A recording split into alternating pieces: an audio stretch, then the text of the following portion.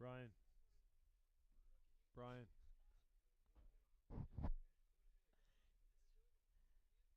Oh, we're just going to wing it. She's hurt.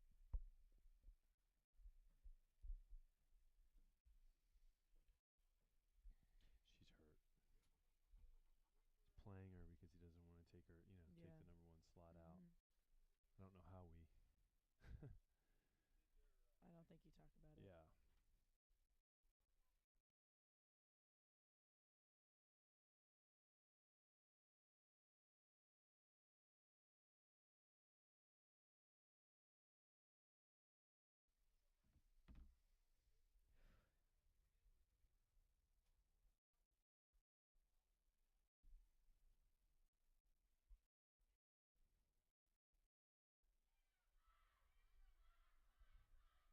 Shoot, they're not even there. But it takes us our open is 4 or 5 minutes, so.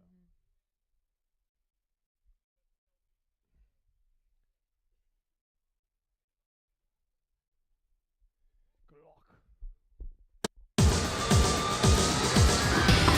On behalf of the Atlantic 10 Conference, 14 schools from Massachusetts to Missouri, Dayton to D.C. welcome to the USTA National Campus. The Atlantic 10 Conference Women's Tennis Championship. We began with 14 teams. After these 5 days of intense competition, it's VCU playing UMass in the finals. Welcome to Championship Sunday. Good afternoon, and thank you for joining us at the home of American tennis. We're at the Collegiate Center, and it is a glorious day in Lake Nona, Florida, for the A10 Women's Tennis Championships. It's Championship Sunday, featuring VCU and UMass. I'm Scott Tribley, alongside Alex Sircone, Brian Ormiston's down courtside, and we have a fabulous final today. These teams have met 3 out of the last 4 years, with UMass making themselves champions last year. Alex, what do you see for today's final? I saw these girls out warming up. They look ready to go. They've been playing a lot of tennis this last week for this championship. UMass has got 3 wins under their belt this weekend, defeating George Washington yesterday in the semifinals. So everybody looks ready to go. Hopefully they can keep the energy up after a long week of play and give some good tennis for us today. UMass is the number 6 seed. They're last year's champion, and I think we're going to hear from Coach Nunez.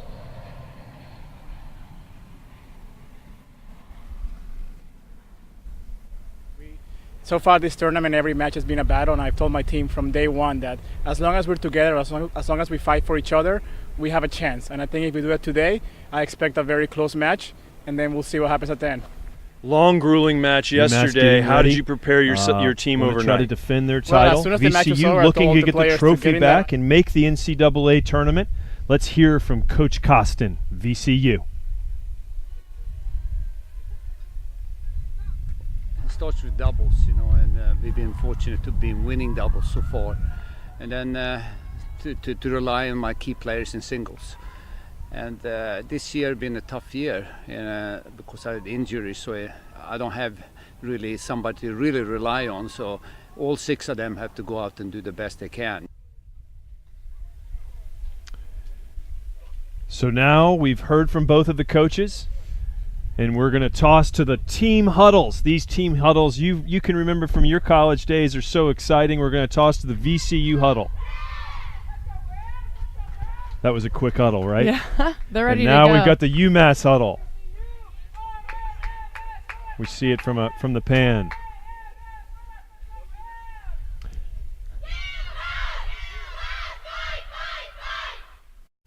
All right, okay. These girls are ready to go.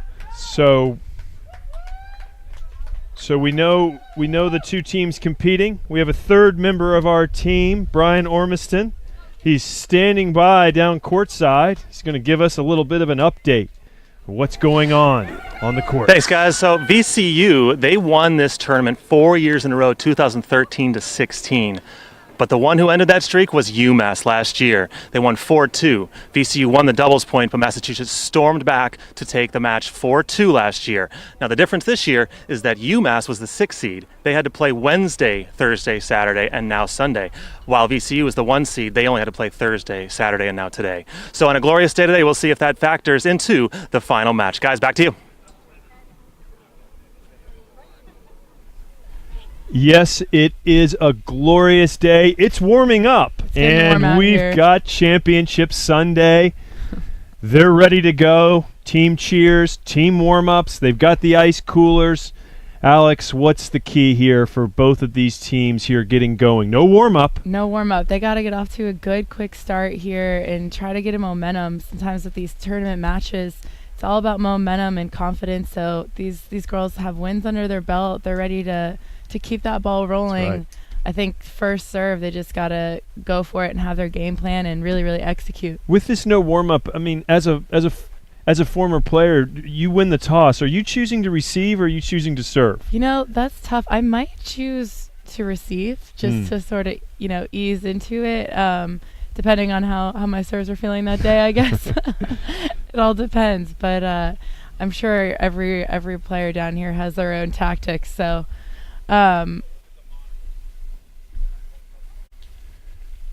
coin tosses. So here we go. Let's see what they choose, and we're gonna have court number 1 here. We have Rasmussen and Yano for VCU, and then we have Moreno and Crawford for UMass, and we've got VCU. Looks like VCU chose to serve first. Yep. Rasmussen here serving, Yano at the net, Moreno receiving, Crawford kind of in the mid-court. So you can see all of our courts at the beautiful Collegiate Center here at the USTA National Campus. We want to be on court 3, which is court number 1 of the doubles. Here they go. And new balls, please. Now, I'm just going to warn you. I threw Brian off a little bit in our earlier match about the double cheese. Oh, yeah, double faults or double cheese. That's, he thought I was hungry. And so, anyway, VCU gets the first point. UMass gets the first point. Rasmussen with a forehand in the net.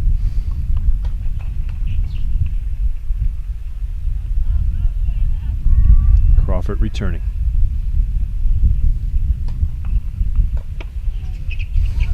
Good serve.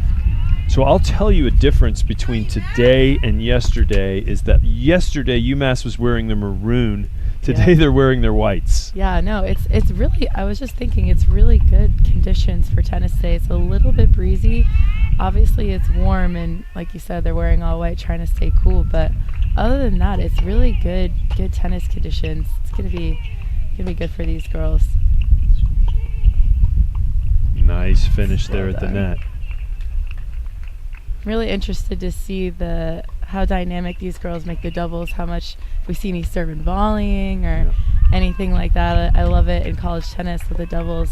The tactics can get pretty interesting. I mean, you don't have to serve and volley on every point, but of course not. Trying to get to the net to close is certainly important, and you saw that there with Yano. Yeah, for sure. You definitely want to be the aggressor.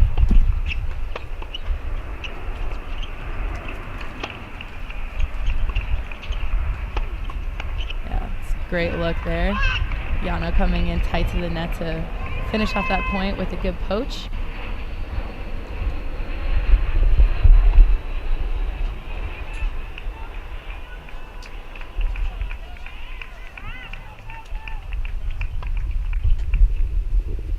VCU at 40-15.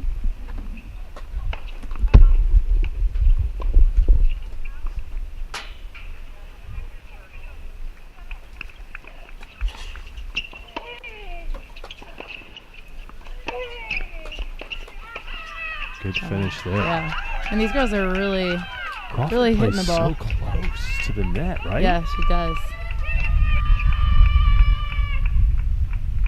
Crawford, the number 1 singles player for UMass.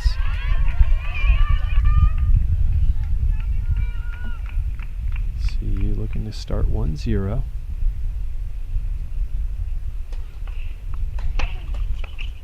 It's well done. I tell you that what. 1-2 punch. Good start for VCU. with VCU their ladies solid are hold. volleying more than the VCU men did in the in the doubles. We were seeing 3 back at one point, and Wow. that's some pretty solid play here. If it's possible for us to switch over to court number 4 for doubles number 2, VCU UMass, Scott Tribally alongside Alex Sircone here, Championship Sunday. Got our monitor up and working again. It's been flickering on us. A lot of good tennis today. So we've got VCU serving here, the second game.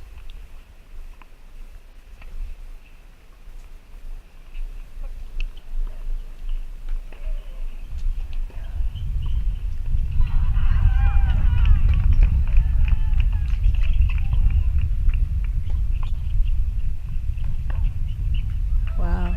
Nice serve down the line there.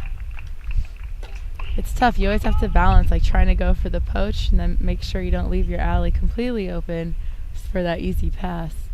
Got to move around a lot at the net. Try to keep them guessing, Yeah, right? exactly. Keep them honest for sure.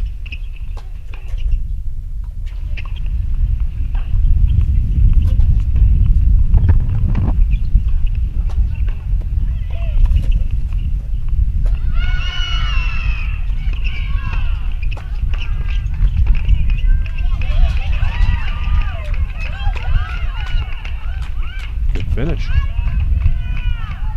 Muppets is aggressive. Doubles. Yeah, it's good. I feel like from what I'm seeing on both course 1 and 2 so far is these girls are getting settled in the baseline rally and the net players look it up. So it's your classic 1 up, 1 back doubles.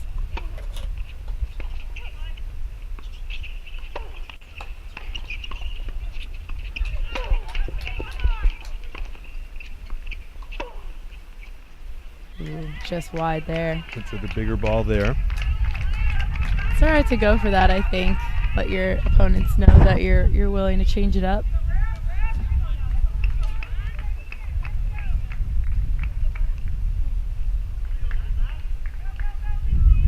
And I tell you, it's gotta be difficult for VCO coach Paul Costed to go from a coaching Marathon man. men's and then 20 minutes later turning around and coaching the women's team. It's got to be a complete gear shift for him. Marathon man. He's definitely earning his keep today. And we have Great Witness. point. We have Witness for VCU and Delgado against Kovacevic and Bauchi for UMass. This is doubles number 2. 1-0 UMass, 30 all. And both teams in white, so we'll figure it out. We'll do our best not to mix up the teams. I love it when they have those big logos.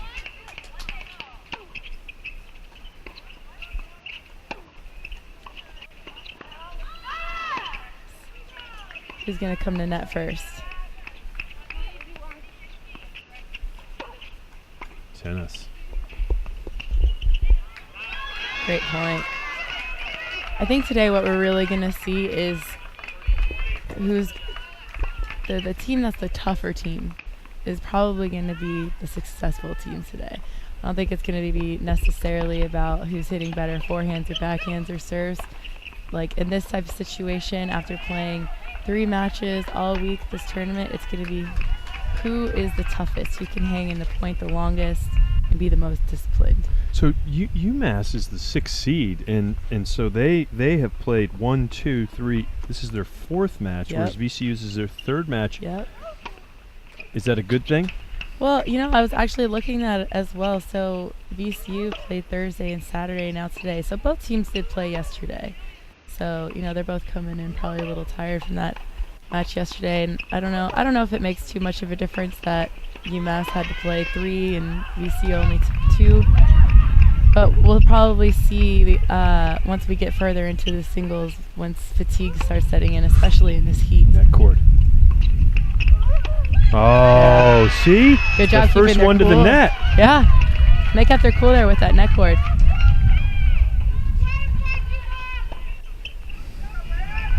Here's the replay of they were cross court, and then made a little move off that net cord.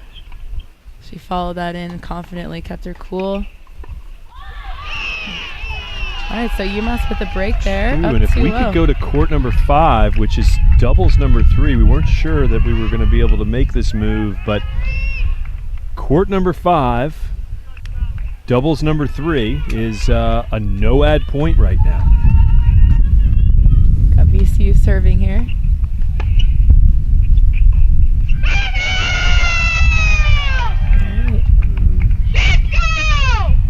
UMass takes the lead on line 3 as well. UMass, the 6th seed, trying to keep the trophy.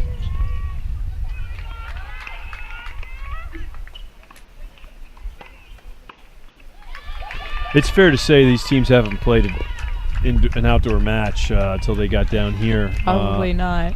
I know that University of Virginia hadn't played an outdoor match, so I'm not sure that Richmond and north of that, the winter has been... It's been brutal.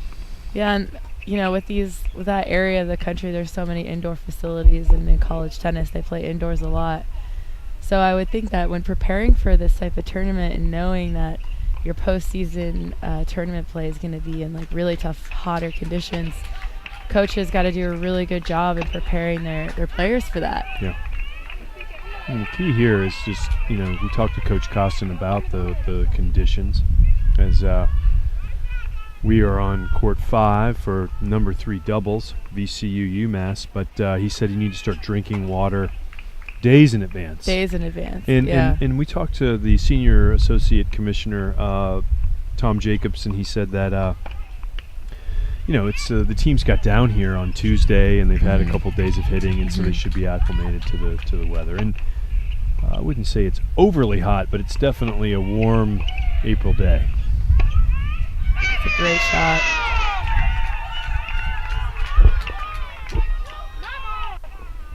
Great shot by VCU there.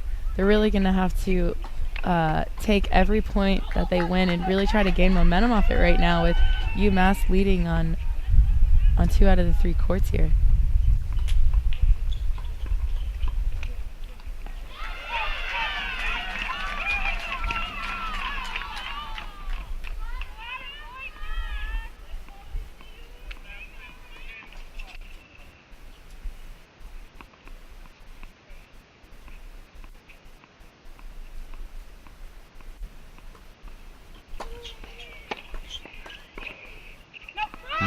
Good eye there. Good eye.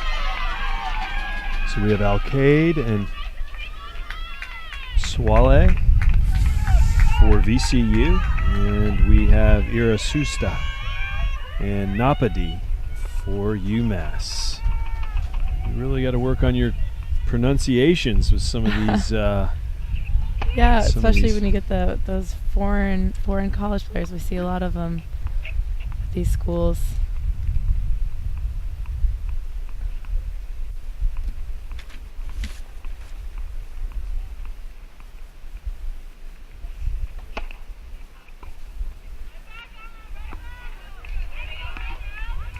Just looking at the roster since you mentioned that, and yes, we've got Spain, Brazil, Russia, Denmark, Portugal, Netherlands, Japan for good representation there. VCU, and for UMass, we have Massachusetts, Italy, Serbia. There's a couple Americans. There we go. Georgia. It's funny, the Dayton Flyers, they were a predominantly American team, and they had one international, the 5 player, but the rest of the team was from the U.S. In fact, some players chose Dayton over Michigan, which was great to see. Yeah, it's got to be interesting for these coaches when they're recruiting. And these girls have so many options, so many great schools, and good tennis programs we've seen come through here.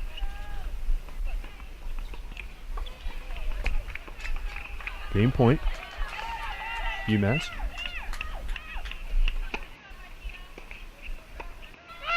It's well done. Don't know if that return is quite what...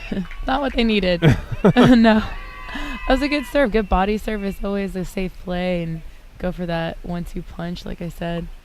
So they're leading 3-0 on line 3, also leading 3-0 on line 2 as well, UMass.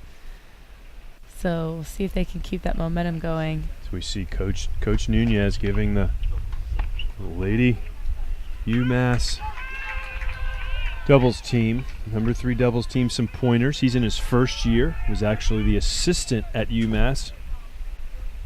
And there's legend Paul Costin, whom we've all been talking about, and 37 years of college coaching. He had some years at University of Arkansas Little Rock, and we're back with Coach Nunez here. So I feel like we're playing a tennis point right now. We've got Coach Nunez, Coach Costin. But one thing I'm really interested to see Coach Nunez really giving a talk to his UMass girls right now.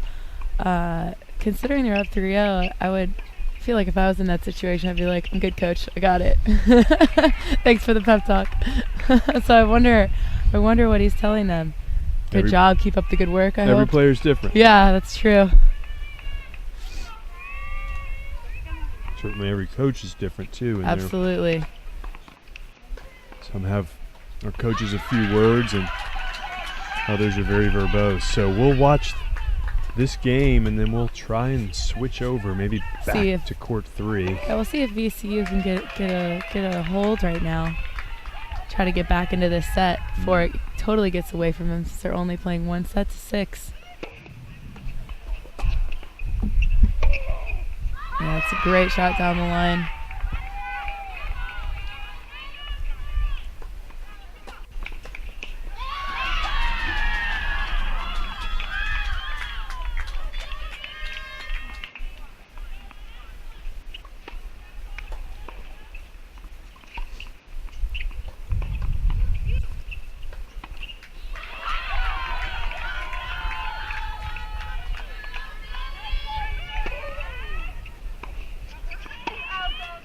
A return going just long, it looks like. Outside, yeah. So let's see if VCU can convert this 30-love game here.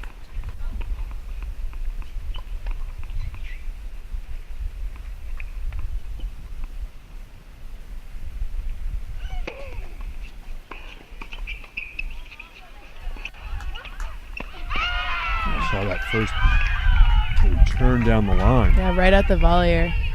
She kept her cool up at net there, just couldn't quite get enough on it. It was a good play by UMass. Normally you don't want to hit directly at the net player. I guess it just depends. I mean, second serve you would do it. Yeah, more you than want to would go on the after first. it, be aggressive. Really have to be good at decision making, picking your battles.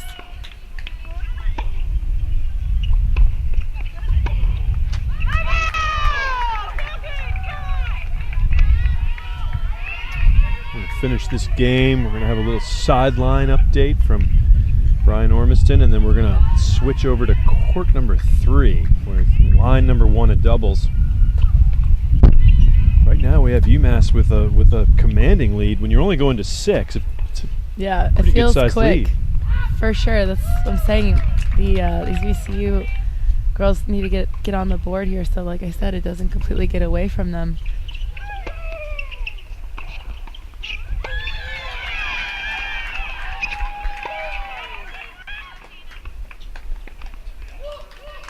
I'll replay the point there. I was going to say, what happened there? It definitely wasn't out. There's some good matches going on right next door, I guess.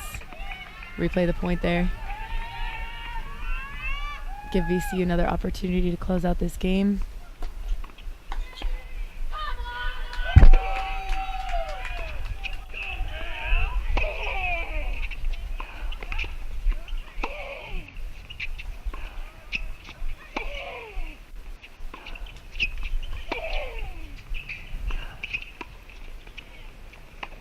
Great point.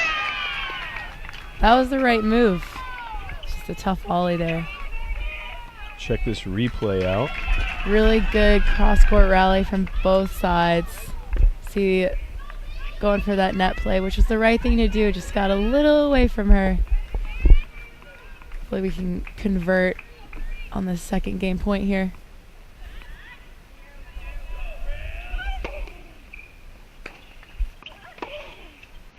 Oh, boy. All right, back to those no ad. Look at this. And this is what you... It's anybody's game with these no ads.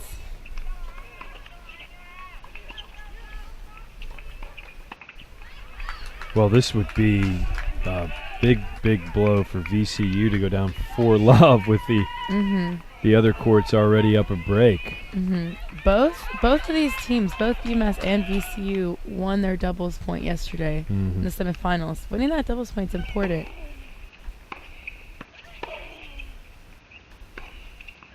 Big forehands. Yeah. Coco Vandeweghe. Big. That's a big forehand. Yeah. There we go. All right, UMass leads 4-0. I think we're going to take it over to Brian. Brian Ormiston with some fans as we... Thanks, guys. We're with Federico here. We're watching this deuce point on court 4 right now because your daughter is playing right now? Yes, she's Martina. She's playing this quarter. They just won the game. So yeah, obviously a pretty big point there. We just jumped in here as this a deuce point. So have you guys enjoyed your time? Very much. I really enjoyed. First time for us in this part of Florida, and the first time in A10 because last year we didn't come. Our daughter is a sophomore, so last year it was the first time we couldn't come. So we are very happy to cheer up for every player of UMass. And right now they're up 4-1 on court 4, so you must be pretty proud, but a little nervous too, right? Let's wait for the last point to say that because tennis is, unpredictable, but we are very happy so far. And then as far as this week total, UMass, they played Wednesday, Thursday, Saturday, Sunday. I mean, you think the girls are tired? They still obviously have a little bit left in them, but kind of what is the demeanor when you talk to your daughter and the rest of the team? I believe they should be very tired, but I even think that the defending, the pride to defend the championship of last year, they keep their up. I hope so. Yesterday they were all very tired. It was an amazing match. All were amazing matches, and they did it. It was very close though, but let's see today. I hope the tiredness it will be after the matches. Well, they're getting back on course. I'll let you watch the rest of the game. Thank you, Federico. Really appreciate it. Guys, back to you. Thank you, Brian. It's always great to hear from passionate fans, and you could see the UMass fan there doing the wave after a victory point, and they have a lot to be happy about right now as we are on court number 5. Which is line number 3, and 4-0 UMass. We'd like to get over to court number 3 if possible. We got 3-2 UMass, 40-love. And then on court number 4, it's 4-1 UMass. Yeah, so UMass definitely got a commanding lead going out here on this, down on line 1 on court 5. So 4-2 UMass. VCU serving. This is a very big game. VCU would definitely want to hold here. Big difference between 5-2 and 4-3, that's for sure. And if this match can stay a little bit longer. Well, I mean, we're 27 minutes in, and goes by quick. Yep.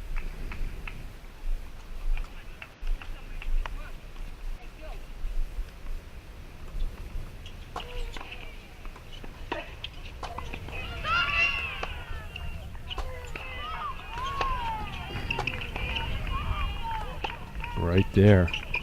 I mean, Crawford just moves great up there. It's not really close. If you throw the lob, let's watch this. Good movement from both players at net. And she's just Crawford right there waiting for it. Covers that baseline. I mean that alley. She knew it was coming that way. All right, folks. 15 left for UMass.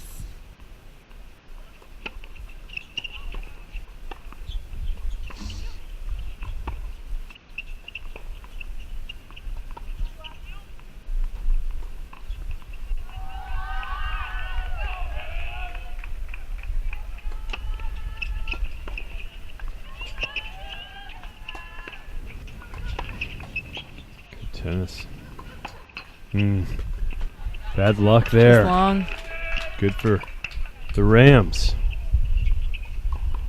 I have a couple trivia questions for you. Some fun facts. Here's our replay. I like that aggression coming in. 15 all. Court number 1 doubles, A10 Women's Tennis Championship.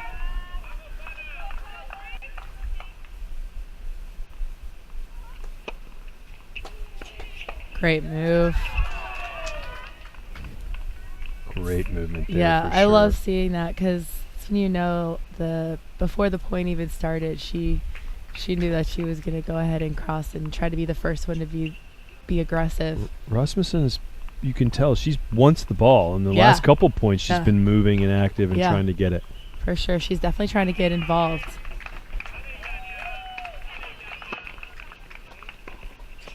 There you go That's well again. done. Now that was sort of right to her, so a little bit easier than having to do that move all the way across. Mm-hmm. Watch she's this got again. good movement at net. Keeps it cool there. Keeps it low. Trying to give VCU some life here. 4-2 court number 1, 4-1, 4-1, all in UMass's favor. UMass defending their title. 6th seed, Coach Nunez said yesterday, we got off to a little bit of a rough start, which is the reason why we were seeded 6th, but we think we're good enough to win this.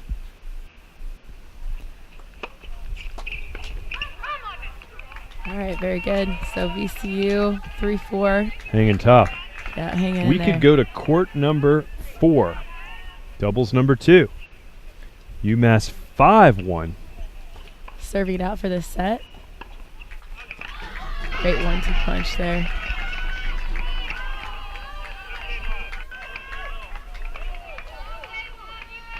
Let's watch this smash.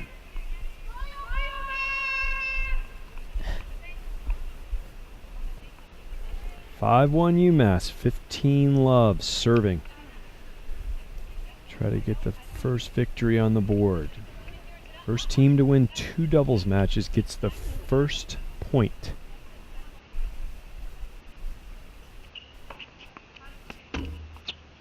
Little eye formation there, Yeah, I know. Alex. I noticed. I got excited. Saw some eye. Switch it up from the cross-court rally.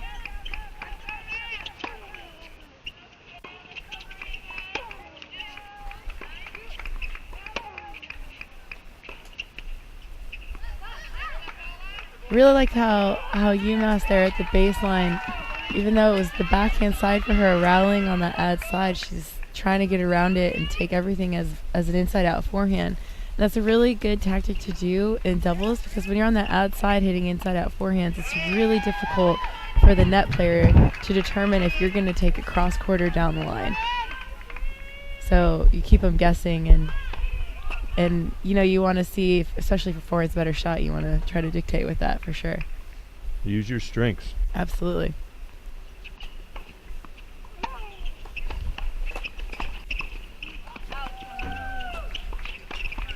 A little bit of a loose mistake. 30-15. Favor of the Rams.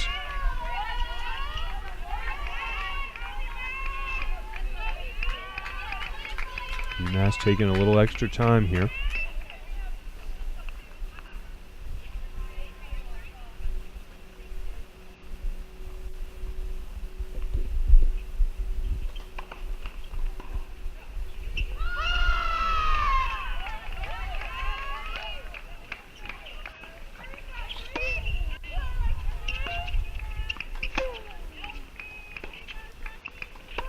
Great ball striking.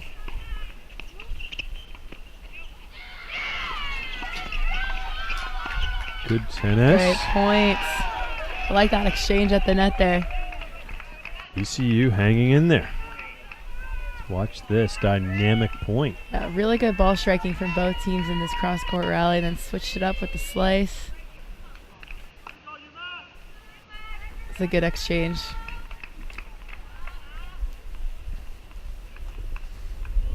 All right, break point for VCU.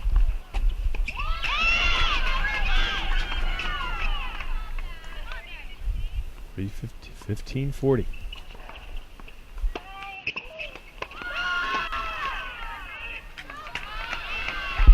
Climbing back.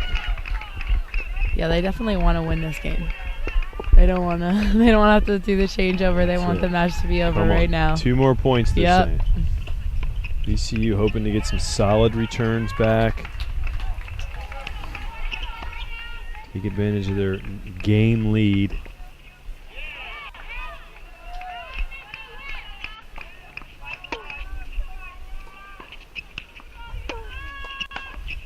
Wow. That's a put away there. That was a solid volley. All right. Match point right here. Deciding point, match point.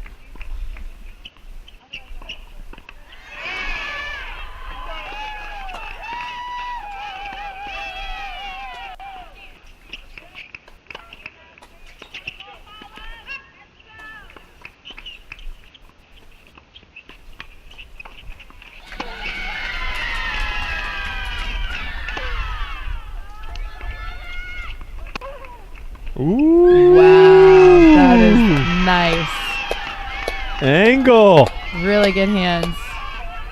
All right, good job from UMass there on doubles line 2. We At could that go to first court match number on the 3. doubles. Court number 3, please. UMass 4-3, 40-30. 6-1 UMass on number 2 doubles. UMass serving to go up 5-3 here. They want to carry off that momentum from line 2 and see if they can nip this doubles point in the bud right now.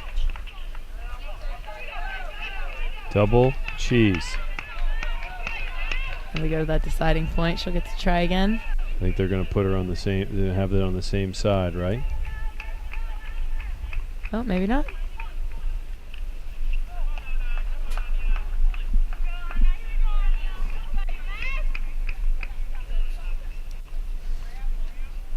Marino, frustrated by. Yeah, I saw her looking over to her coach. Like, she needed some pointers on that serve. She was upset that she double faulted. Sometimes you can't overthink it. You just got to trust your serve.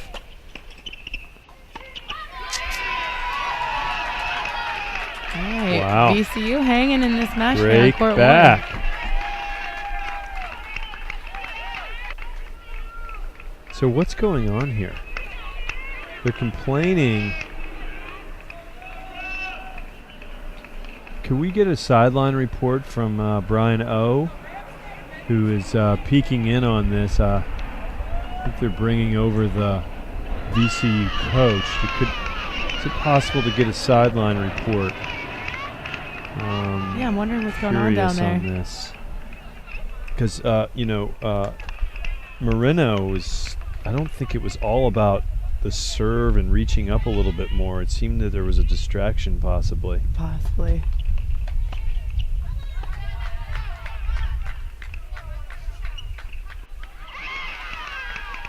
Oh, looks like they got it all settled out. We're all. Play continues.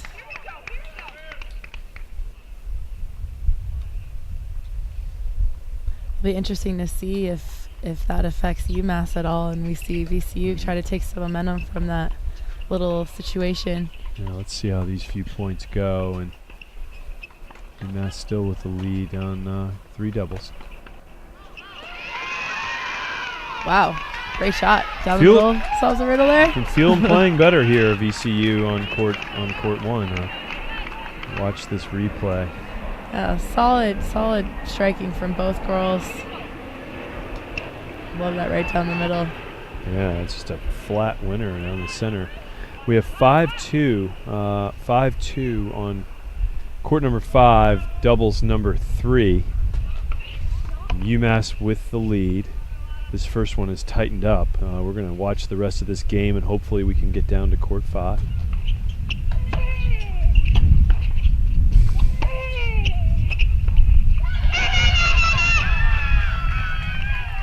Marino fired up there. Yeah, these girls are fired up.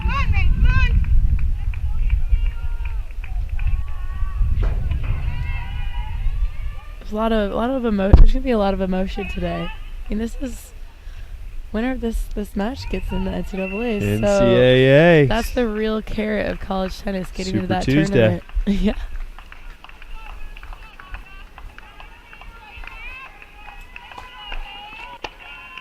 Looked outside. Didn't call it. Yeah, I probably would have called that out. Otherwise, great serve.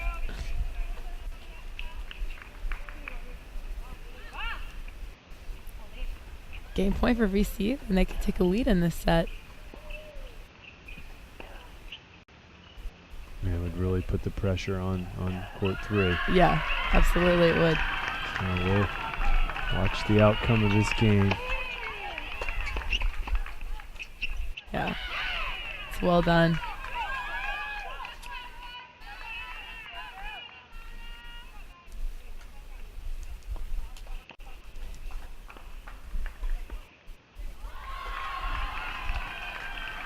Yeah.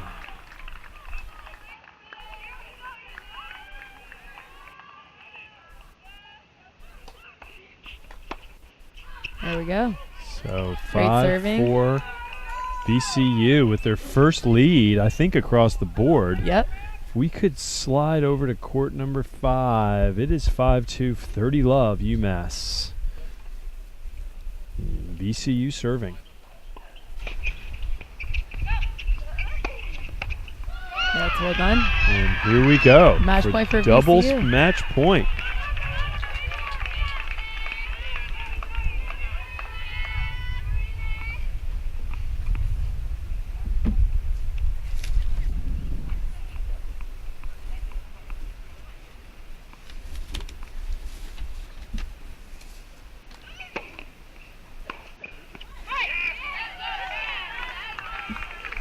Good serving from VCU there. It's always nice to get a couple free points off a serve, especially in a situation where when you're down match point. See if she can bring it all the way back. Mm-hmm.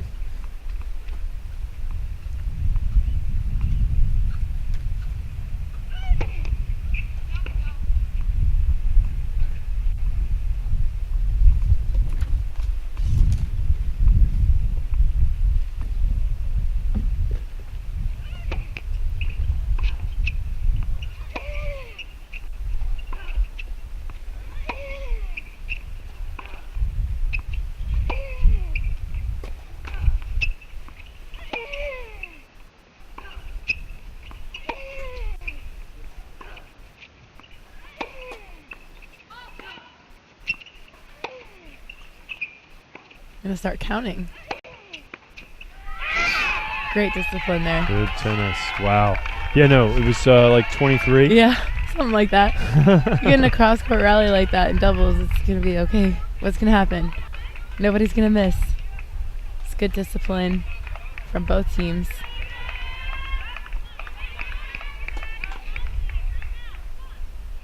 VCU really trying to stay in this match here.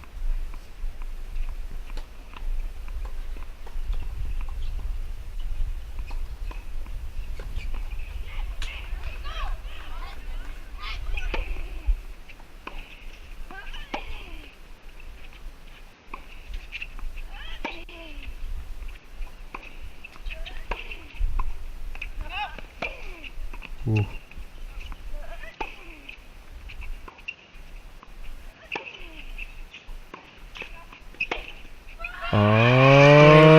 Oh, changed it up there. Costly. 6-2 UMass, number 3 doubles. UMass takes the doubles point. There we go. UMass on the board, 1-0. And it was all UMass. I mean, the number 1 doubles, obviously VCU turned it around to make it on serve, but gosh, I just felt like they had all the momentum from the beginning and they did a great job. I mean, you know, it's never easy to close it out, right? Never. It's not easy, especially when you look over and see your teammates battling right next to you. So UMass did a great job there. Good start, and they just kept their dominance on both of those doubles matches. So see if they can carry it over into the singles coming up here. And we'll look at our monitor here. We've got all 6 courts. We will line them all up, and it'll be number 5, number 3, number 1, number 2, number 4, number 6, all in a row here at the national campus, USTA, home of American tennis. Over 100 tennis courts, Lake Nona, Florida. Teams right now are taking a 5-minute break. They're huddling up on the courts. As you can see in a distance there, UMass is in their huddle, and they're about to say Go Minutemen. Go Minute Women. Minute Women. Is it? Yeah, I think it's Minute Women. Yeah. Minute Women. Minute Women. And Coach Nunez has a lot to be happy about. First year head coach, and then you've got Absolutely. VCU, Coach Costin getting to the point and telling the girls to Coach Costin definitely hoping to just get the girls, to forget about that doubles and just focus on the singles and kind of have short-term memory there. Well, look, the reality is that it's 1 point, Right. And so now there's 6 points on the court. So we're first of 4, okay? And there'll be no warm-up. We'll play 2 out of 3 sets. The let will count. Now, I'm only saying that because this morning the let did not count. Correct. Brian wanted to know why. I said because of cheating. And yeah. Little fact, the ITF is actually adopting no let rule in the junior tournaments. Aye. So 18 and under, all girls and boys are playing. And why no is let. that? I couldn't tell you. Okay. Maybe the same reason why they play no lets in men's college, because the serves are so fast and there's a lot of cheating. Well, I don't want to get into this cheating thing, but I know that you're involved in junior competition and that's been a Lou Brewer, hot point, and then Trevor Croneman out in Southern Cal. They've done a great job reducing it. Okay, well, we are going to go down courtside with Brian Ormiston. He has got Coach Nunez. Thanks, guys. Coach, a doubles point you guys won. You lost the doubles point last year, so it's got to be a relief to kind of get this one out of the way. Yeah, the doubles point is very important, and we knew that going in today. But like you said, last year we didn't get the doubles point, and we came back. So we're well aware that they can do it as well. So it's just 1 point, and now we have to be ready to fight on every singles court. Any insight into what you told your team after the doubles point there? I just told them that, hey guys, all we did just now is get 1 point. We have 1 point. We need 3 more, and we need every singles court to get after it now. Coach, good luck in the singles. Thank you. Back to you guys. And we're back up here overlooking these 6 courts as the players begin to take their rackets and do their coin flip. Alex, what do you think the key is? We know that UMass had a very good doubles point. What is Coach Costin saying to them for the beginning of this? Like I this said, single? short-term memory, you can't really dwell on that losing that doubles point. Kind of got to focus on what you can control, and that's the singles matches coming up. So I'm sure that he has an individual strategy with each and every single one of his players. These players have gone through the lineups. They know who's playing who, at least a day in advance, so they can really figure out what their strategy is going to be. And he's probably just reminding them, stick to that strategy, be disciplined, and play as a team. Always play as a team. Definitely want to cheer each other on and lift each other up. It's a really important part of college tennis. Anything can happen. Anything can happen. So we'll be on our way here in a few moments. The players are still taking the courts, taking some extra time here with the heat. We see water coolers. We see bananas, Gatorade, Pedialyte, water, all the necessary things you need on a hot day, especially when you're coming from the Northeast. That's and right. They're prepared, that's for sure. We're watching Rasmussen right now drinking Gatorade. It's got to be tough with the 5 minutes in between. You don't really get much time to regroup for your singles, which I guess is good considering you don't get a warm up. But you don't get that warm up, and it's just trying to cool down. I think these girls just have to do a good job keeping off their feet. And here we are, up here in the shade. I just need a lounge chair, I mean, this is VIP seating up here. We've got a good view, that's for sure. Well, we want to thank Brian, Nick, and everybody. They've, set us up so nicely. Great camera shots. Made this day so great so far, but we still have a lot of tennis left. 6 singles matches to decide the Atlantic 10 Championship, berth in the NCAA Championships. It's kind of funny. I was talking, Brian, when VCU wins, I said, hey, where do you think VCU will go on Tuesday? And he said, I don't know. And he goes, you predict. And so I said North Carolina. because they try to keep you in a regional, like, in the Right. same, close by. Maybe you could drive or something like that. So from Right. Richmond to Chapel Hill, I would think it would be possible. Mm-hmm. But this changes. If UMass makes it, the draw is different than if VCU makes it. Right. And because we've been following the bubble teams and all that, so it's so crazy, like just the points from wins throughout the year for some of these at-large bids. So, hey, take care of business on the court. Get your bid from the Atlantic 10 Conference. Hopefully they're not thinking about that too much right now. Oh, they have to. I know. Come on. Really got to stay in the moment, though. Focus on the match. It's tough when you get ahead of yourself. It's like when you're playing in any tournament, and you tend to look down the line and see who you could potentially play, but really you just got to focus on your match today, right now.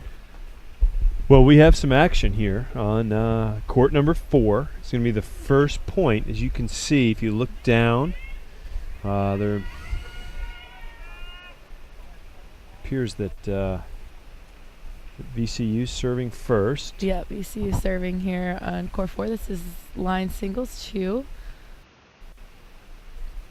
Thank you for that. Yeah, so UMass, we Rena Alcade for his serving for VCU. And we have Yanya Kovacevic for UMass.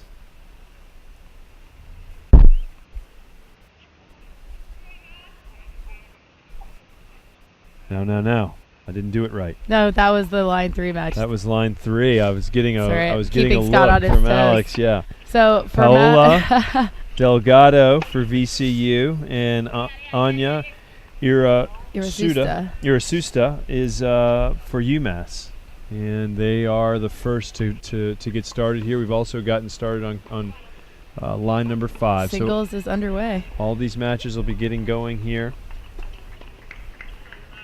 And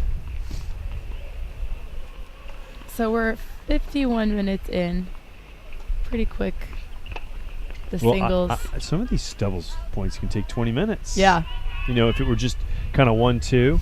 But, I guess that's pretty quick. I don't know that we started at 10 on the dot. At 1 on the dot. Maybe we were 105, I know we had our open, but here we are.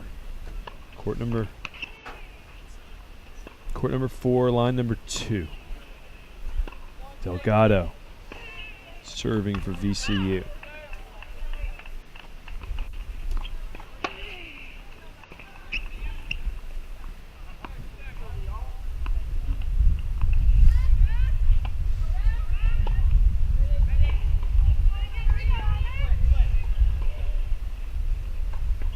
Irasusta from Spain.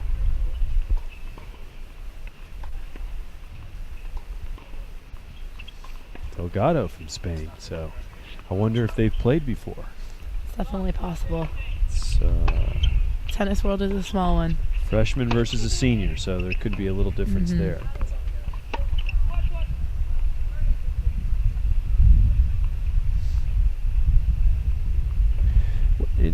So what? We'll wait for this point to be played, but is there a big difference between being a freshman and a senior, or in a situation like this? I would say so. I think that when you're a freshman and you come in and it's really your first time in like a college experience of a tournament format where you're playing one match day after day after day, it can be a lot. It's emotionally exhausting, wears on the nerves. And as a senior, you have experience with that. Don't get too fazed by it. So it could definitely play a part in this matchup here.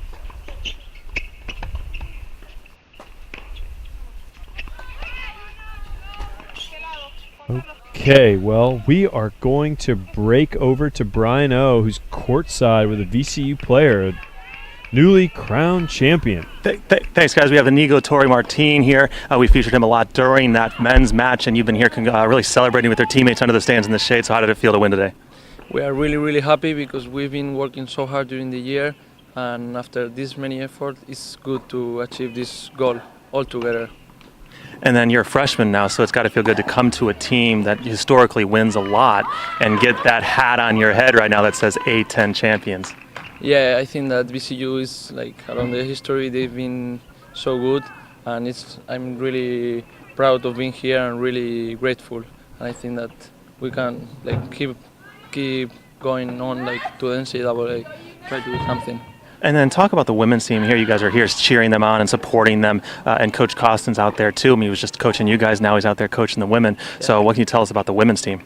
The women's team also, we've been working with them so hard. We saw them like training so hard, and it doesn't matter, like they just lost the doubles point, it's just one, move on, and they are gonna fight, and we hope they win also.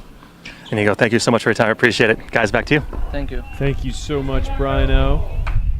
It's always great to get perspective from a newly crowned champion. He's got to be super happy right now. We are on court 4.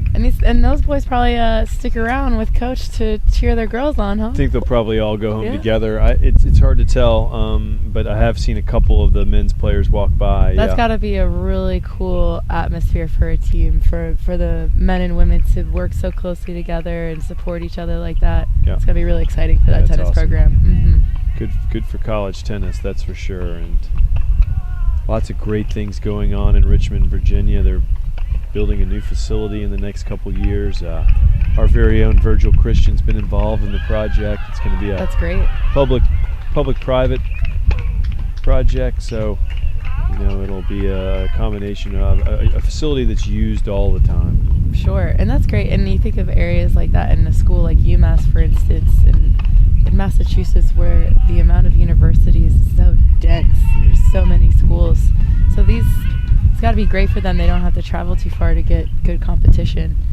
all throughout the season. Yeah, gosh, I mean, it's a college town in Amherst, isn't it? You have UMass Amherst, you have Amherst College. Very academic. Yes. Hopefully these girls are done with their semester so they can put 100% of focus into. I have a feeling that finals finals are probably happening right now. Us. Yeah, I saw Richmond studying yesterday. It's a lot at the same time, finals and tournament play. 1-0 VCU, 15-all. UMass serving here on singles line 2. Anna USTA.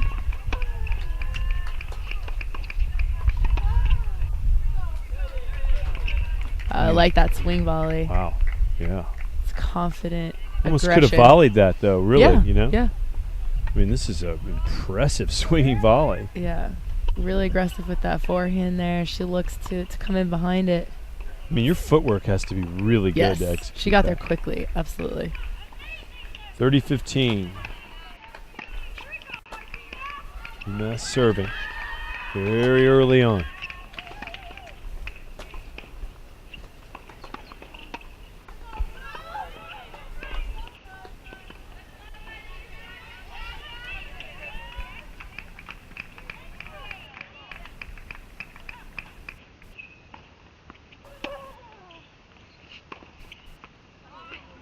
Great shot. Big forehand. Love it.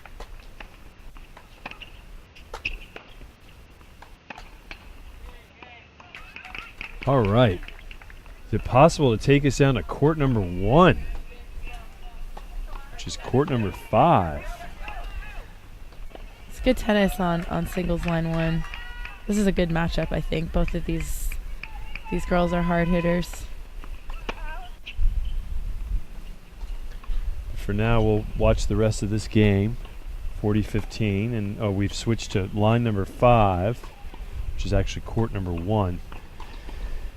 And we have Kanako Yano from VCU, and we have Anna Napadi from UMass. Play underway on all 6 courts right now. Just getting in those first and second games on all courts. Yano from Japan. Napadi from the Ukraine.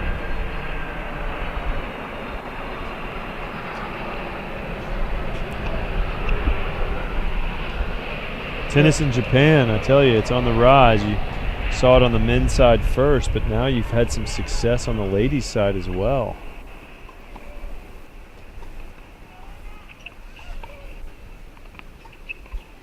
1-0 UMass. 15 love.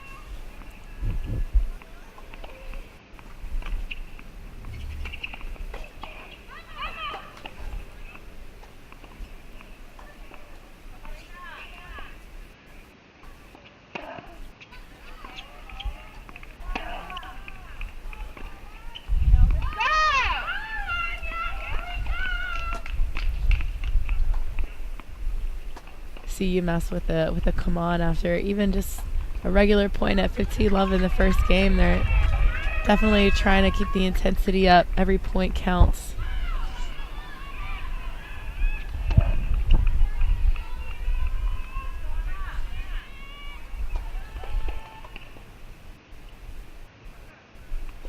Second serve.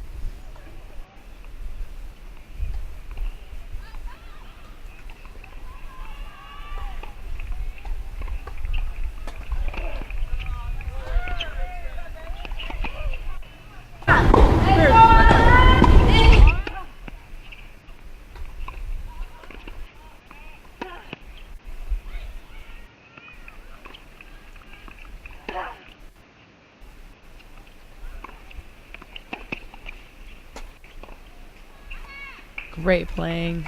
Very aggressive. Great playing from Yano. Really getting great depth and pushing Napiti back off that baseline so she could be aggressive.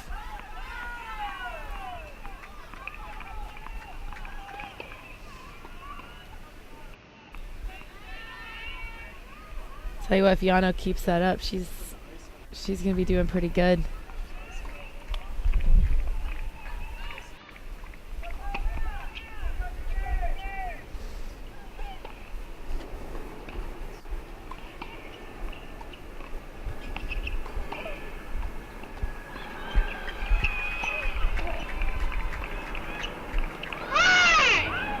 A little bit of a spray there, a little bit of a careless miss, but still very early on, 30 all. Court number 5, singles number 5, excuse me, court number 1 here at the USTA National Campus Center, Collegiate Center, home of the 2019 NCAAs. That is going to be exciting. You know, we talk about NCAAs a lot, especially with this tournament here today, and the winner of this match getting their spot into the tournament. It's really a special event to be a part of, and especially when you get to that round of 16 and you go to the final Site. week of it, the final site. The men and the women are competing there together. UMass here with a chance. Hold.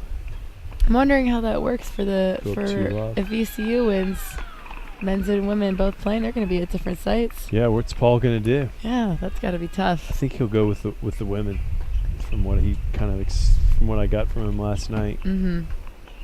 Here we go. Game point. Singles number 5. A10 championship. Women's championship on the line.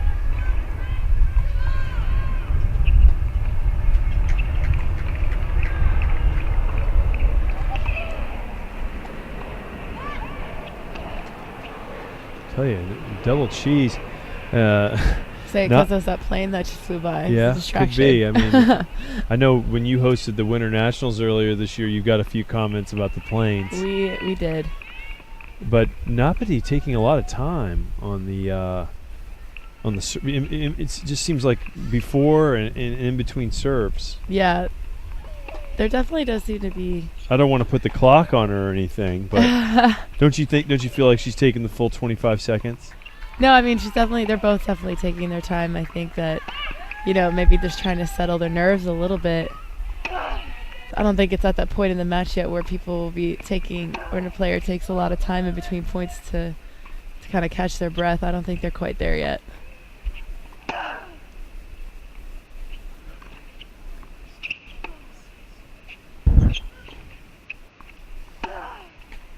These are the points that I'm talking about. Who can be the toughest and the most disciplined? It's also who hits the deepest, isn't yes, it? I mean, depth is super important here.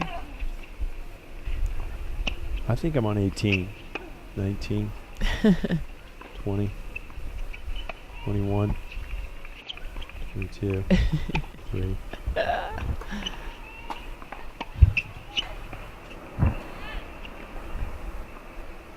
Is that out?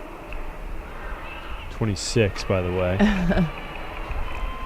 All right, so that was a game for VCU. Yeah, it was good. I was a little surprised. Overrule. Wow. Nothing like an overrule at 1-0 in the first set. Sometimes you want that ball to be out so bad you really see it out. So UMass leads 2-0 on singles line 5 here. Maybe we can... Where should we go now, Alex? I think we should check out this line 1 match here on court 3. Good idea. Yeah, it's really good tennis. Both these girls are great ball strikers, so I'd love to watch a little more of them. So we've got Ruth Crawford serving for UMass here with Anna Rasmussen from VCU returning. Game point for UMass.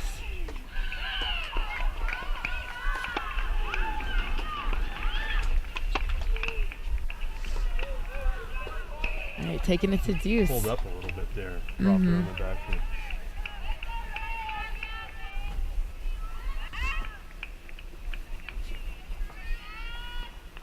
No ad point.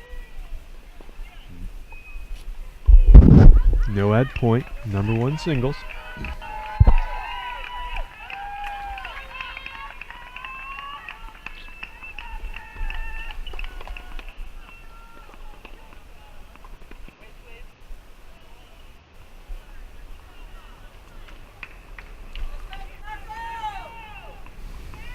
See, a little extra time. I mean, this is 25 seconds for sure. What'd you say?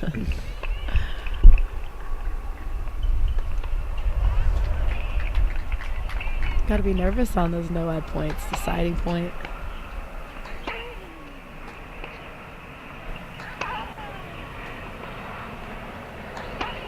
Great shot. Big forehand. That's a great play by Crawford. She really, like you said, with the depth, it's super important. She used great depth, and on that next ball, just stepped into it and unleashed forehand winner. Big forehand on a big point. Yeah.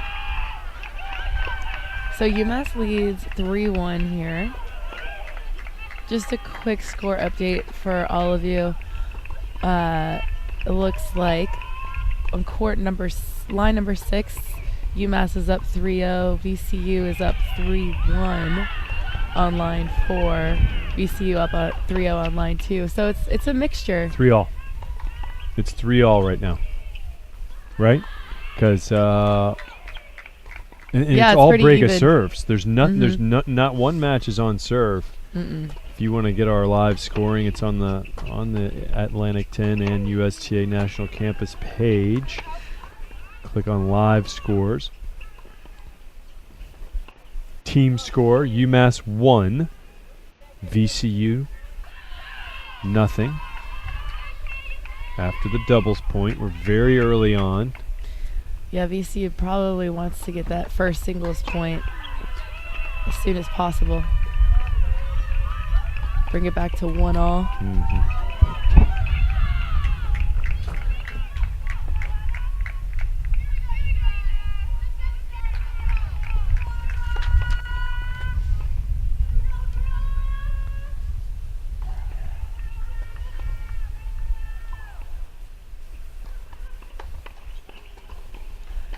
So Rasmussen and Crawford obviously saw each other earlier in the doubles, which they didn't get to finish. They abandoned that match.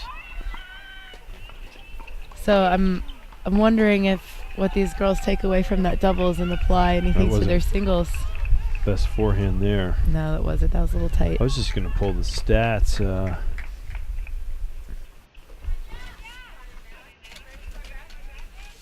Break point for UMass here.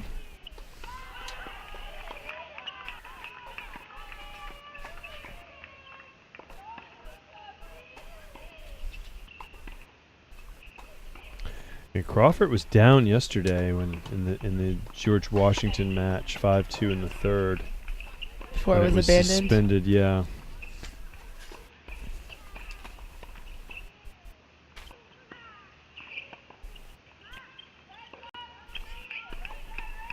So it's kind of a relief when that match is abandoned when you're down 5-2. Good serving by Rasmussen there.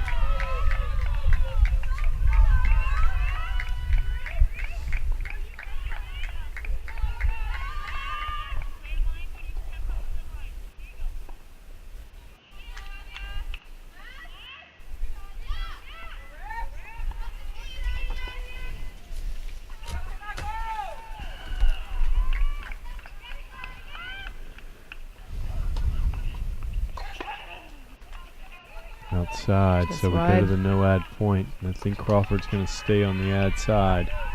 You know, we did hear a little. I think I overheard the coaches saying that Rasmussen may be injured. Not sure what that injury is, but She's got a little something around her knee there. It doesn't look too serious. yeah, not sure. But it's Championship Sunday. She looks in good form. But you know, I mean, all of these players in one form or another are dealing with some kink or soreness, or after playing as much tennis as they've played a full season. So It's a hot day here at the National Campus, and we're going to toss to Brian O. Yeah, we have Tony Harris down here with the Andrews Institute and USTA Medical, and it's nothing doesn't be too serious, but they're looking at her arm right now. Got a spray on it, and then is putting on a bandage right now to get this going and to get Moreno back up together. So it's very hot down here, but she's stretching it out, and Tony's looking at her arm right now to try and get this on her right arm. Official is here monitoring as well. Both officials are making sure that this goes as planned, and we'll be back on the court here soon.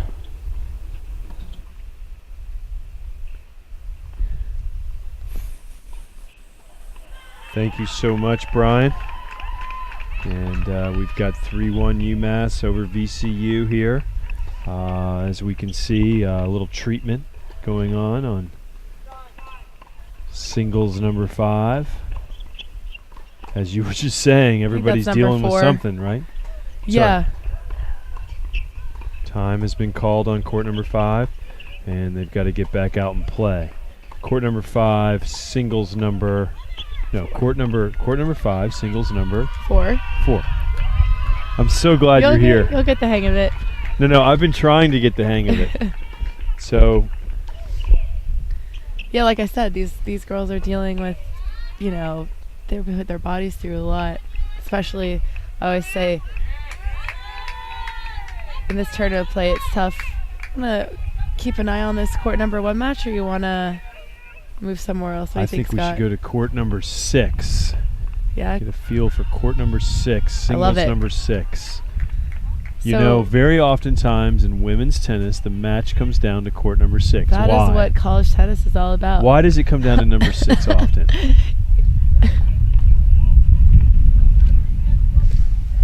Okay, so there's an injury on court number 6. The UMass player has a cut on her right thumb. These trainers are busy today. They're busy. I can imagine they'd be busy. This is a championship. We've been playing 4 days.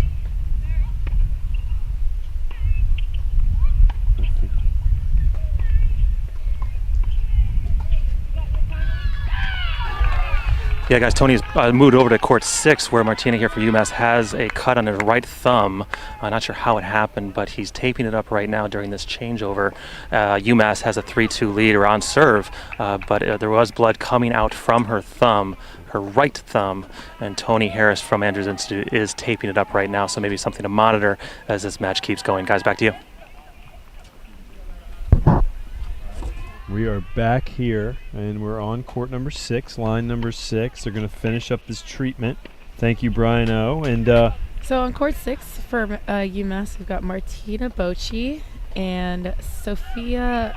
Help me out with that one, Squat. Swale. So I told you the story, right? So I asked her how to say her name, and she goes, I was writing it down, S-W-A-L and then long A. She's like, that's not how my name is spelled. I said, no, that's not how it's spelled, It's the but phonetics. it's how you say it.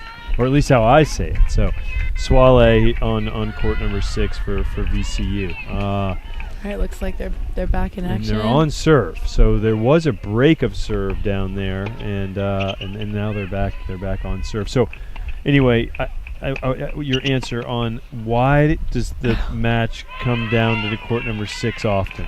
In my opinion, a lot of times what you'll see on the bottom of the lineup is more, we'll call it air quotes, I'm putting air quotes up, grinding. Longer points, maybe some players not being as aggressive as you might see on the lines 1 and 2. Politically correct, I think, right? Yes. I mean, and it does come down to 6 a lot, and that's what makes it exciting, because everybody loves to watch the line 1 match, and so it gives the opportunity for the bottom of the lineup to get a little bit of the spotlight, which is great. It's a shared spotlight. You do feel that there's a little bigger hitting going on maybe court 1 or court 2, whereas it is just baseline play, long points, but which means longer matches, and that's when the why fitness comes in. That's super important too. Well, I mean, you know how fit the number 6 players usually are, right? Because they're used to playing long matches. All these girls' fitness is super important, and now with these shortened scoring formats, I think. You're playing no ad, you're playing only one set to 6 for doubles. I think with these shorter formats, what you're going to see is obviously fitness is important, but now whoever really steps up on those deciding points and is the aggressor rather than the grinder might have the advantage.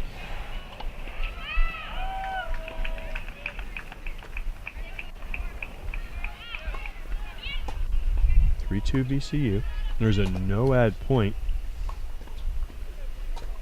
on singles number 4.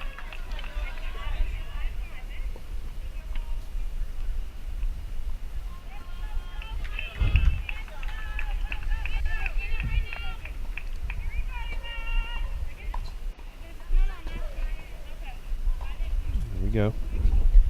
30 love.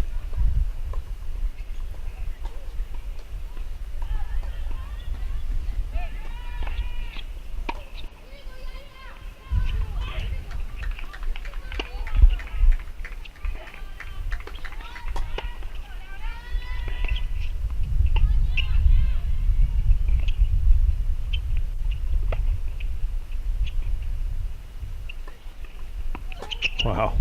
Great get. Nice lob, too. Wow. Oh, she got that. Great hustling. Now that point will make you tired. Yes. That was a lot of running. Let's watch this again. I mean, a lot of different shots here. See, she comes in, tries to be aggressive. The lob and has to reset here.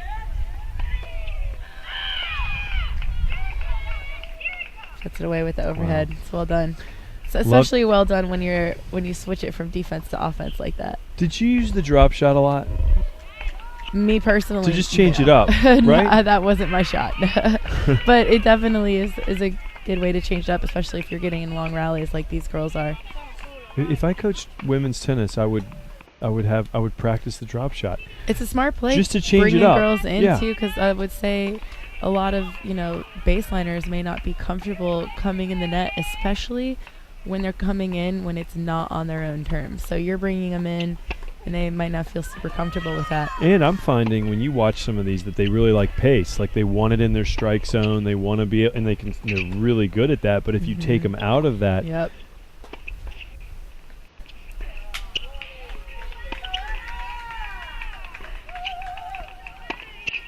Tough point there. So we're at 3-all, and I think we should make a move.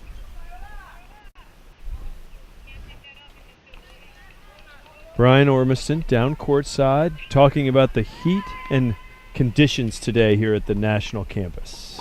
Thanks, guys. We are with Tony Harris, who you just saw on camera. Tony Harris from the Andrews Institute, works here at the USTA Player Development Building here at Athletic Medicine. So, Tony, it's hotter than heck out here, but the first 2 injuries that we just saw, those were not heat-related, correct?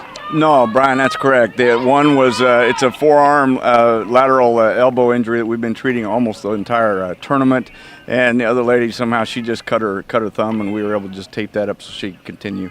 So in these conditions where it's really hot on the courts themselves, what are the things that you would tell a player during these conditions? I think the biggest thing is the educational part of it, and if you can get them to understand that, it's when they get up in the morning and they know they're going to play here. They've got to be hydrated. They know they've got to eat the right foods. The point is, even though you're trying to tell them that, it's the adrenaline, the drive, everything when they come, especially to a competition like this. You know, they're going to sweat a lot more. So if you can just keep them hydrated and keep them moving, then that's probably 90% of the battle. And it's been a difficult week for some players here at the campus. You know, when there's a lot of players and teams that come from the northern states, they play a lot of indoor matches, and they come down here in the outdoor matches here in Florida. So, how big of a change is it for some teams that go into those situations? Yeah, it's Brian. It's absolutely critical. I mean, it's not just at the college level. I mean, we've got younger kids, we've got older folks that come here to play on this campus, but it's a major temperature switch for them to come in here. I think our place, the Net Post Grill, does a great job of providing all the electrolytes that we can. It's also that education with the coaches and everybody up front to, hey, hydrate, water, the electrolyte replacement, anything we can get them to understand to help them do better, because it is really a helpless feeling when you go out there sometimes and they're cramped up. And last question, there's 2 of us that want to know, personal questions, how do we take care of our lower backs? No, I'm kidding, Tony. Hey, thank you for joining us. I really, really appreciate it, guys. We're going to send it back up to you. Here we are back on court 6. It's 4-3 VCU, up a break. And a little bit of a change in momentum on court 6. When we have a moment, we'd love to get back to court number 3. Court number 3, which is singles number 1. Yeah, this is a tight match. This is a great match here. It's a good matchup. I think these girls, the way their games match up, it's good. Brings out the best in both of them.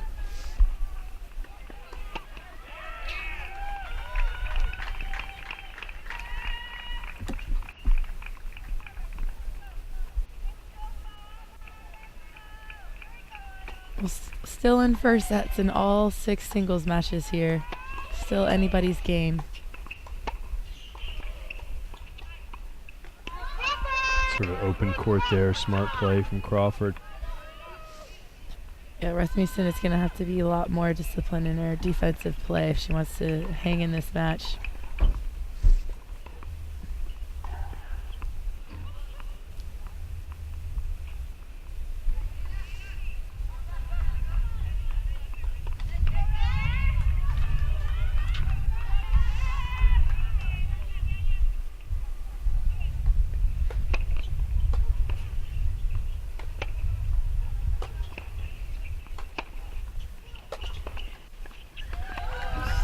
Playing.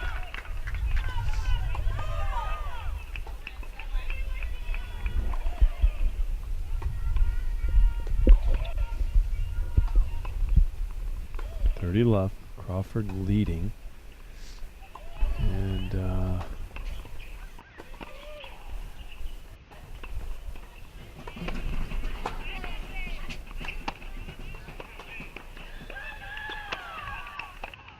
wow.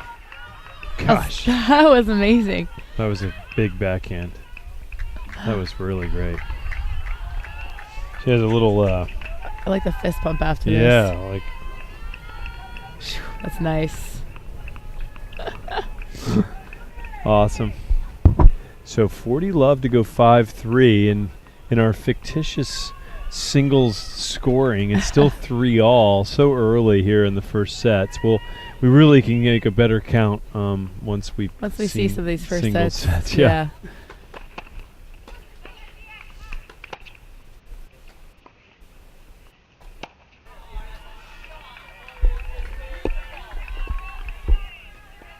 $40-15.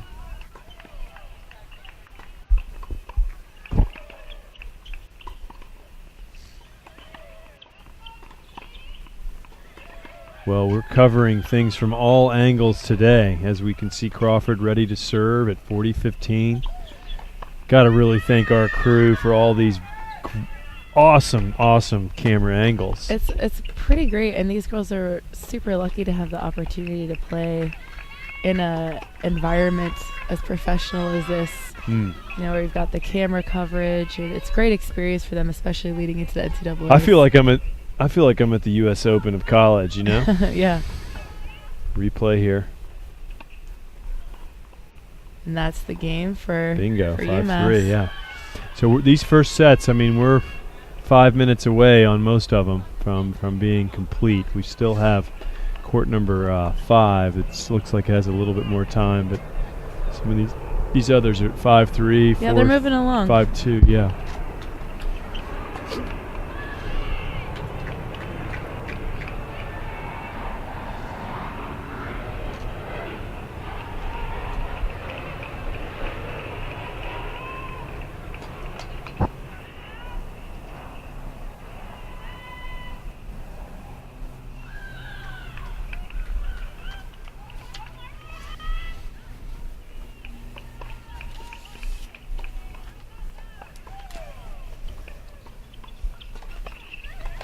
Please, let's try to go to court 5 as they're at 5-2. VCU leading there. 5-2 VCU, 30 all. UMass serving. So this is line 4. We've got Laura Moreno for UMass versus Nomia Witness.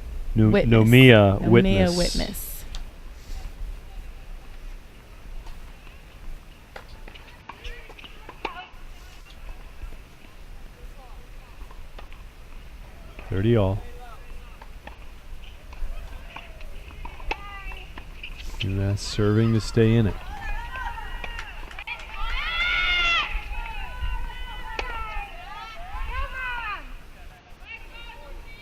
Yep, Moreno using that slice backhand.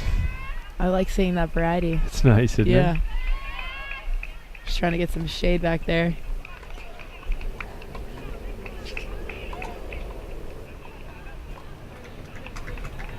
Great shot.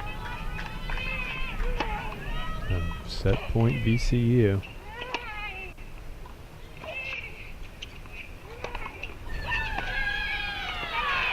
Oh, that's textbook, isn't it? Yeah, it's really well done. Great way to end that first set. Get that first set up on the board for your team.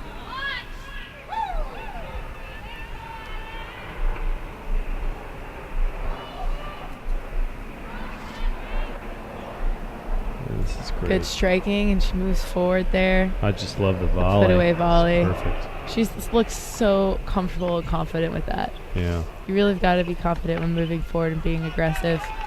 Well, we have a lot to choose from here for next We court. do. What would you suggest? Because we've got... Look at the ice pack on the net. These conditions are heating up here at the USTA National Campus. I say we take it over to court number 4 to check out the singles line 2 match. I don't think we've watched too much of that yet. It's a nail biter. Court number 4, if possible, at 4 all. 4 all, 15 all.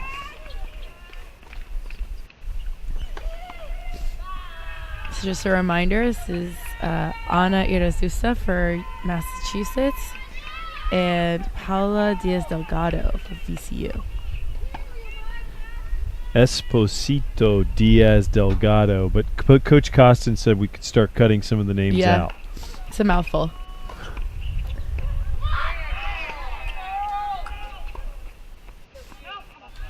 Again with the slice, using the slice there. Here's the ice pack here. They're carrying it across.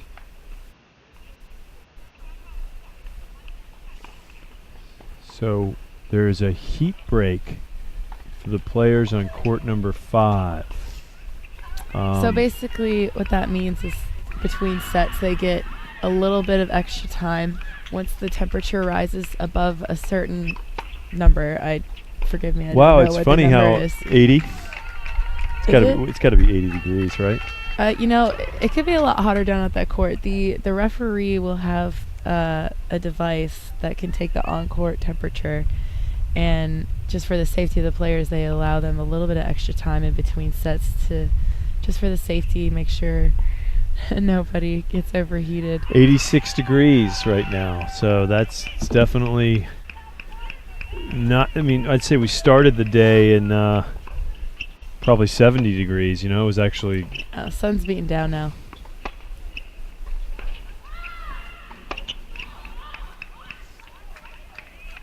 That forehand was hit well. It just looked like she missed it a little bit wide there.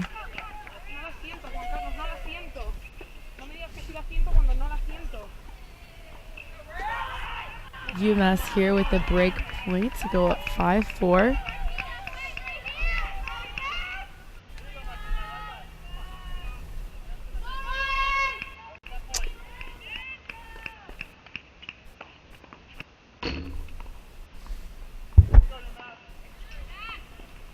Yeah, I mean, this is like a swing set, with this 4-all. You have VCU with one already.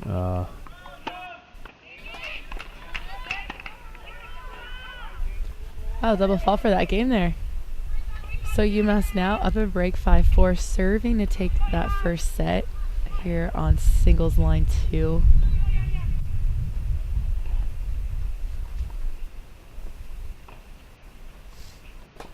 Tell you what, Irasista's got some swagger in her walk. She's feeling confident, I feel like, taking that lead. See them trying to cool down with the ice. It's got to be tough. There's no shade out on the courts, Gotta stay cool some way. Need those umbrellas.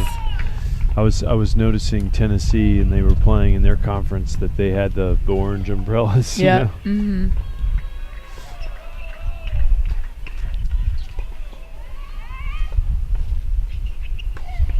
But you're right that there is a little bit of a cloud cover. Then you can feel a little bit of a breeze too. So UMass 5-4 on 3 of these courts. Just score update. Unfortunately, we can't show you, but on court 2, which is our singles line 3, VCU took the first set. So that's 2 first sets for VCU. But UMass is in.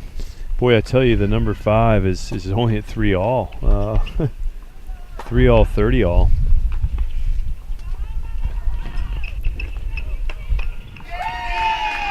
So we get ready to resume here on court number 4, singles number 2. So good. I think that the umpires are being generous with the time. The time. Probably.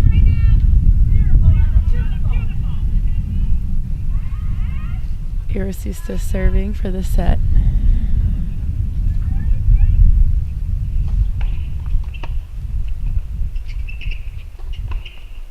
Great shot. Inside. That's a really good angle. That's one of those where you just kind of put your hand to your racket, say good shot, nothing you can do there. That's right. Good open court shot.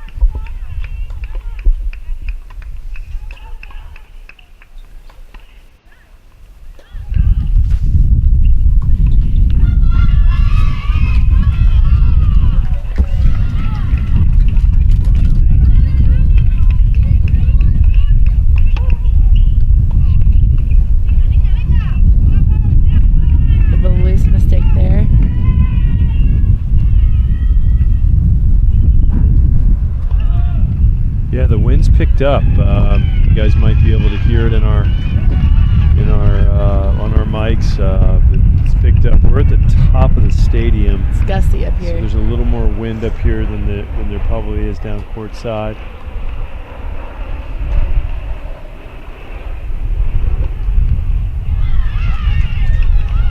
$15-all.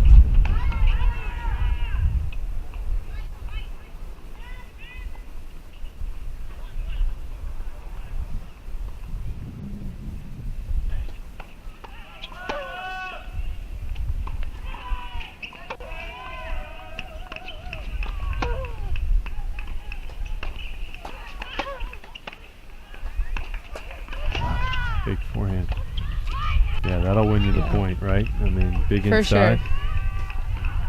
For sure, UMass is definitely the aggressor in that point. Quick update. We've got a couple pretty close courts here. Court 1 and 2 are at 5-4. It's 40-30 actually for VCU with a chance. Yeah, to both break. of these courts are looking to finish that first set right now. Yeah. We'll hang here.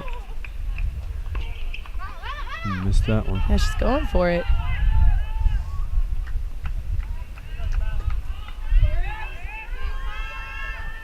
Pretty all.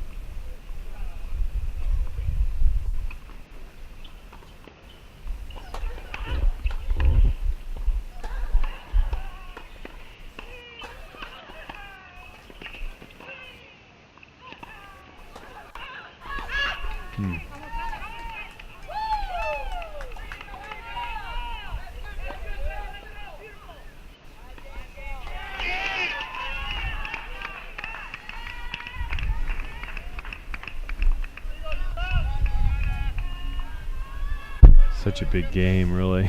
Yes. When you think about what's going on all the other You courts. definitely want, if you're in UMass's position, you want to win this game. That's a great shot there. Gosh, that's tough. Oh, just long. Did miss it. But she's got to feel okay. Would you She's volleyed doing- that? I probably would have. sorry, Yeah, no. well. I think I would have. I like to try to keep things as simple as possible. A traditional volley is much simpler than a swing volley.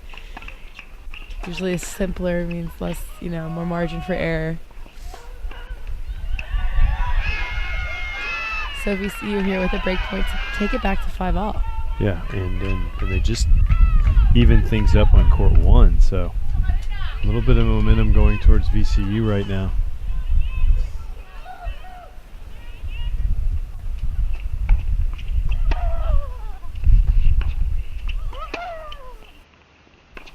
Oh boy. So 5-all. So court 1 and 2, it's 5-all.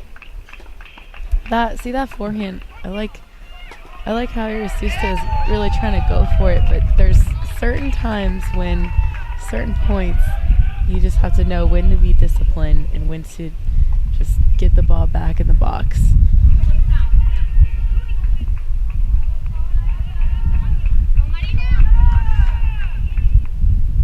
We'll see if Delgado can take some momentum and hold, take it up 6-5 here.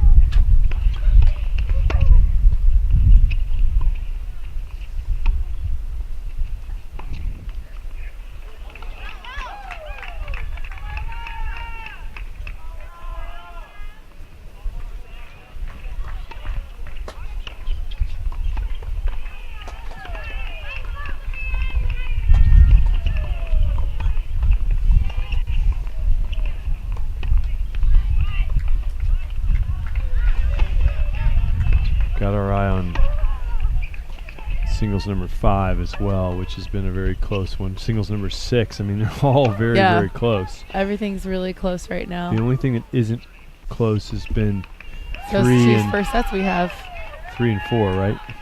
Singles. Yes. Yeah, And those- VCU in command on those two lines.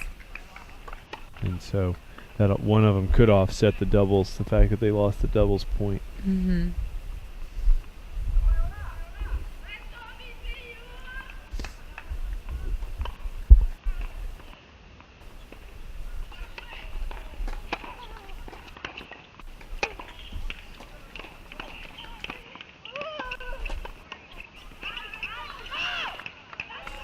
.40 left for VCU, and again, Irresista from UMass really trying to do the right thing and being aggressive, just not executing, which is too bad. It's so discouraging when you're trying to do the right thing, having the right strategy, but physically just can't get that ball in the court. Definitely hit out in the last game and when she got broken. Those unforced errors get in your head a little bit.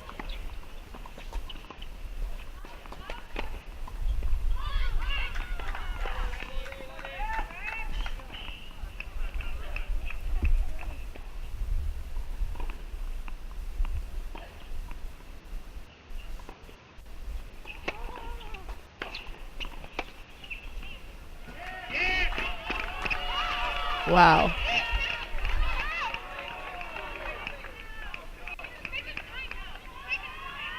Oh, Iris getting a little fired up over there. Yeah. She's not happy about that. Good for VCU taking that 6-5 lead.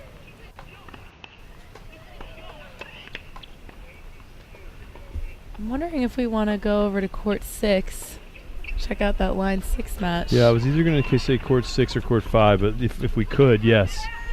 Court 6 perhaps. Very late in the first set. Very end of that first set. 6-5 UMass. Here we go. All right.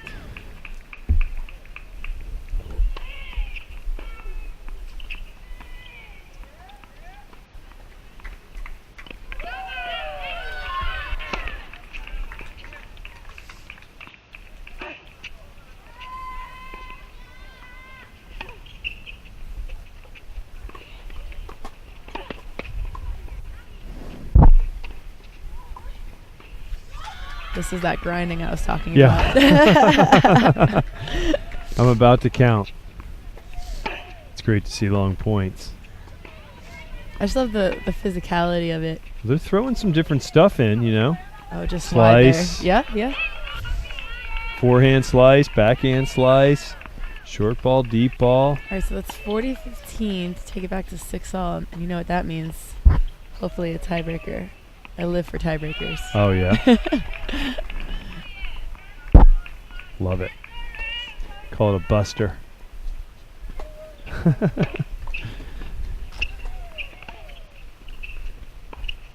No long point there. Into the net, but passed.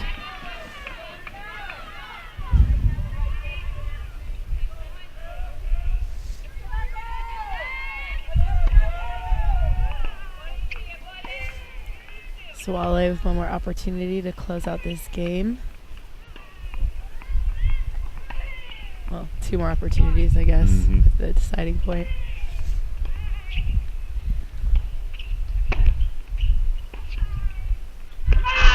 All right. And that return just goes just wide. So we There you go. have a breaker. Tiebreaker. Take us through it. Take us through it. Got the wind picking up just a little bit on us. Yeah, you can definitely tell it's affecting the girls when they're serving. I've seen a lot of them toss and have to adjust. The wind's taking their toss out of their strike zone. All right, let's see what will happen with this tiebreaker based on the rest of the course. And we're going to see a couple other tiebreakers here, Alex. Possibly. I mean, this is really close. I mean, like we said, that the 3 and the 4 are a little one-sided, but the others are very close. Atlantic 10 championships. That's what you Ladies expect. title. That's what you expect on a finals day. Good competitive matches. That's You've what been you in a wanna final see. before, haven't you? Yes, I have. I played in the Southeastern Conference. It's quite a league. How many tournament finals did you play in?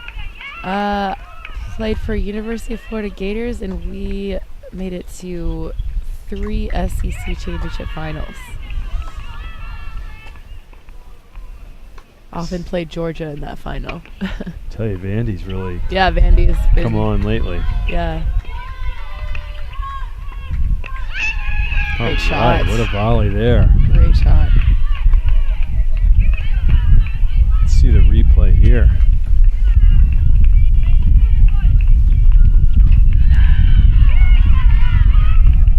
All right. Wow. Great net exchange. Nice volley. Can't teach it any better than that.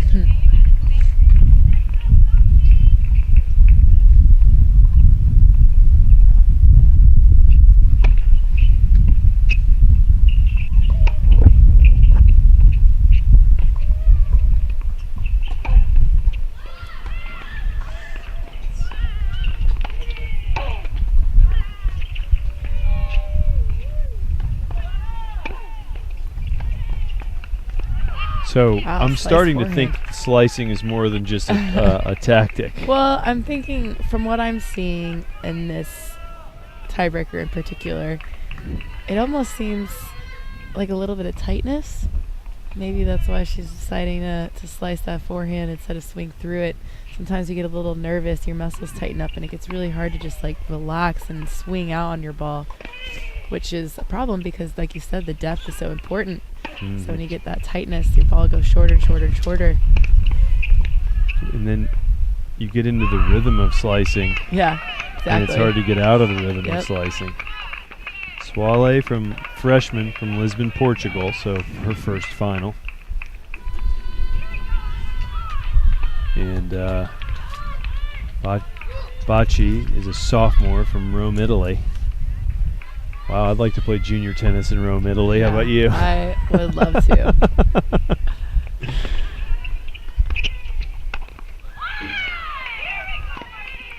Red clay never suited me, though. Well, if you grew up on it, your game would be different. Story. See this replay of this point here. Yeah, it's really well done with that overhead. Good.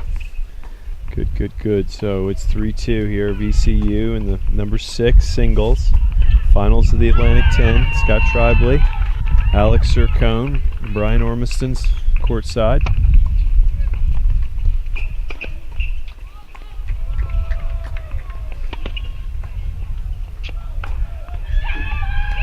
Come on! How about this? Use it! You gotta love the rah-rah. Absolutely. Look, I played college tennis and I was Mr. Rah-rah, you know?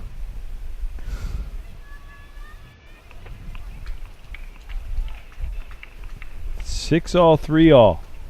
No, that was a big point. She had every right to get excited about it. She was aggressive, took that overhead and brought it back to 3-all.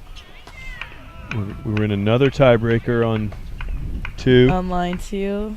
And then line 1 here could go into a tiebreaker. So 3 tiebreakers. Love it. Just finals, championships, trophies. Gotta keep it tight. NCAA bid on the line. What's more important, the conference championship or the NCAA bid? Ooh, that's a tough one. They kind of go hand in hand. Trophies are nice. Playing in the NCAA is nice.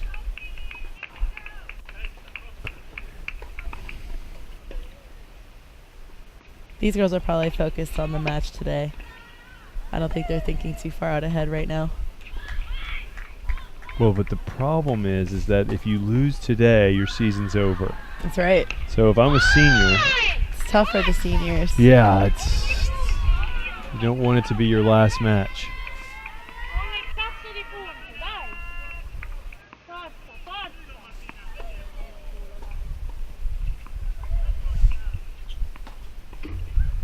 Really competitive tiebreaker here. Keeping it close.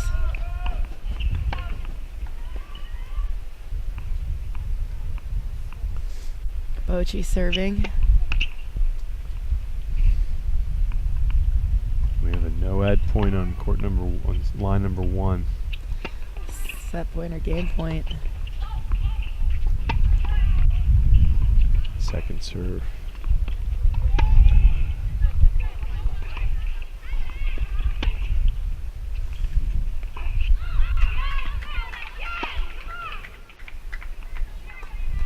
Oh my gosh. Now, I know we're on court 6, but I was watching court 1 and Crawford double faulted to force a tiebreaker. That was a set point for her. More tiebreakers. Let's go. Take me through it. All right, so it's like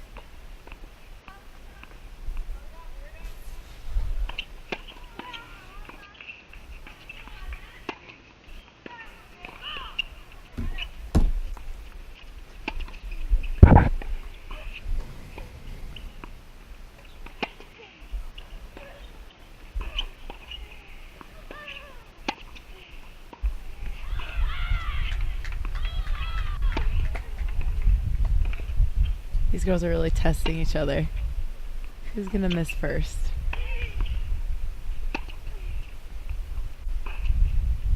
There we go. He's getting fired up out there. I would say that Bochy, though, probably is a little more the aggressor. Oh, yeah. No, 100%. You know, you can... 100%.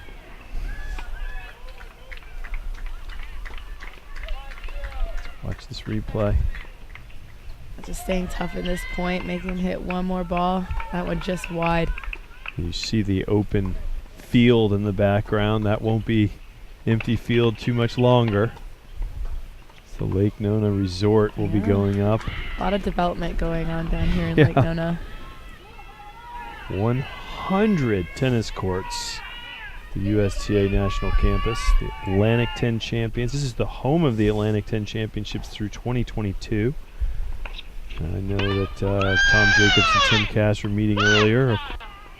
It's nice that they have neutral ground to play on. Yeah.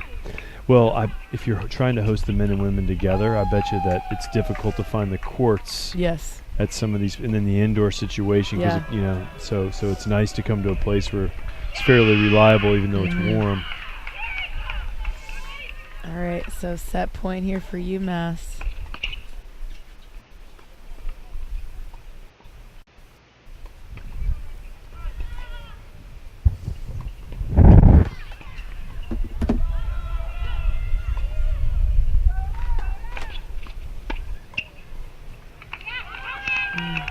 Good serving right in the body. She didn't really know what quite to do with it there.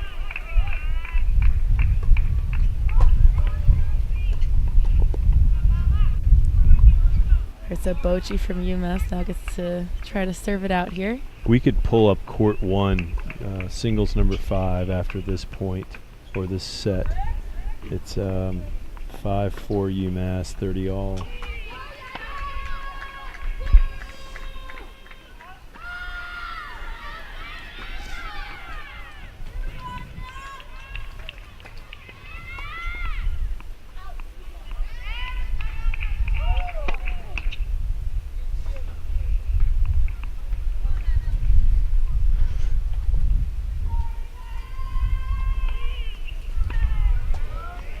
You know what they say, when it all happens at once, right? That's right.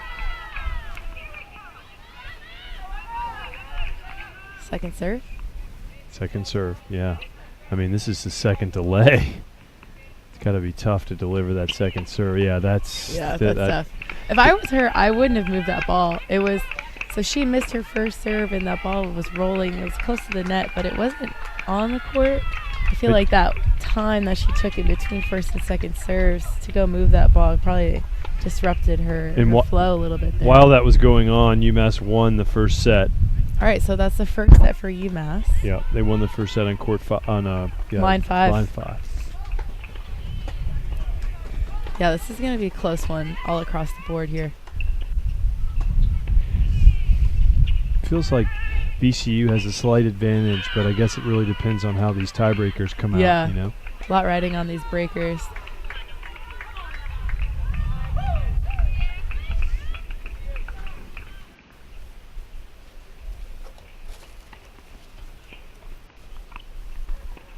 Just a reminder, we've got tiebreakers going on line 1 and line 2 right now, right next to each other.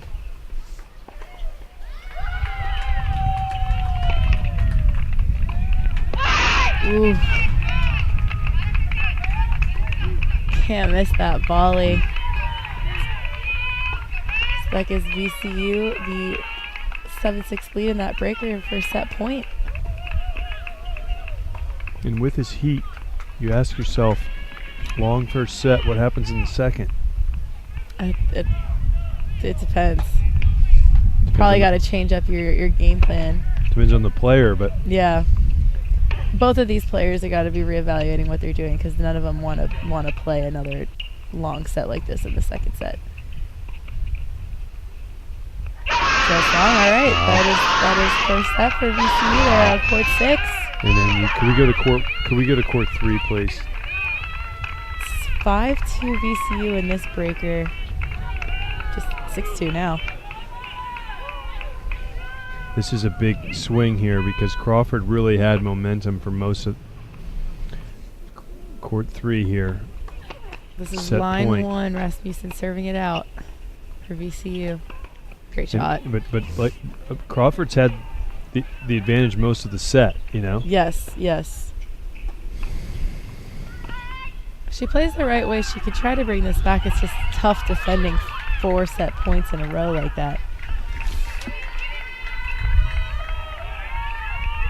Rasmussen's got to be really disciplined here to try to get this set quick so she can go ahead and focus on the second set. Crawford, a junior from Atlanta, Georgia.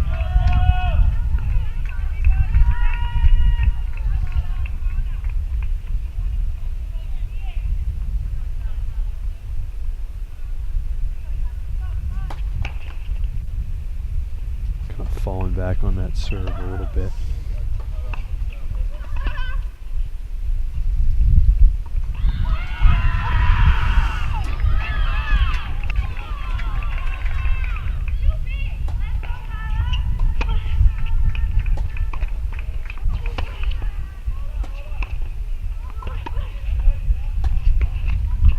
Great ball striking from Crawford. Solid forehands. Nice to watch. Really, really nice. And it's set point UMass on line number 2. We're going to stay here on court 1. We'll stay here on court 1.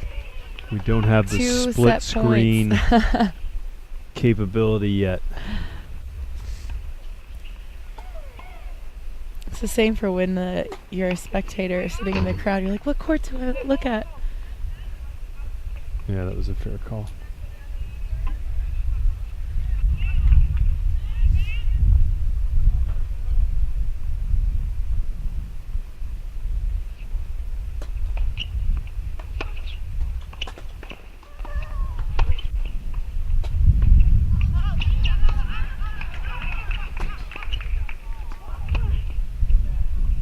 Just wide. Come back.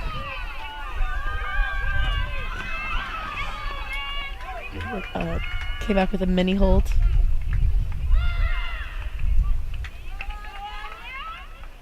Rasmussen serving it out here.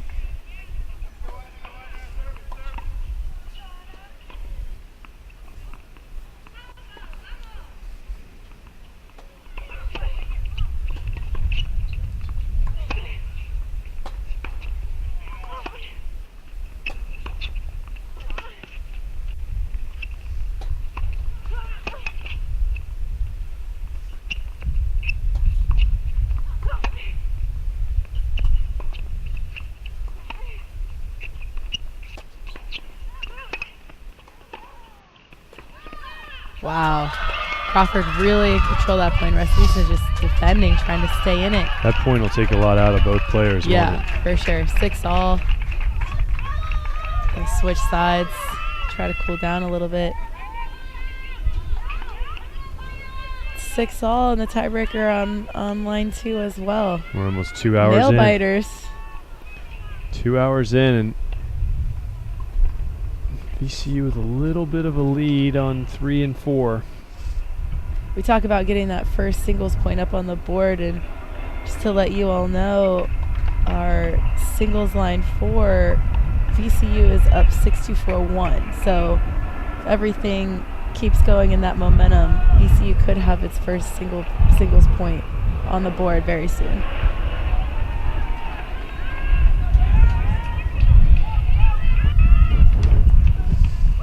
I'll tell you what, if I'm Rasmussen right now, I'm a little frustrated that I haven't closed out this set yet. Well, I mean, Crawford really kind of she stepped up. has played the better set. Yes, I agree.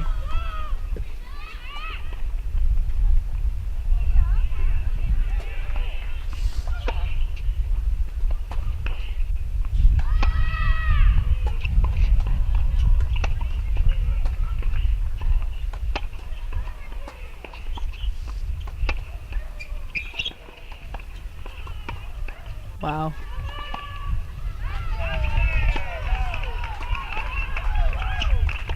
Great points. Wow. That's tough playing from both good sides. Fight. Really used her backhand to kind of just be steady in the point there, you know? 7-6, VCU. The first set tiebreaker here on singles line 1 at the A10 championships. Championship Sunday!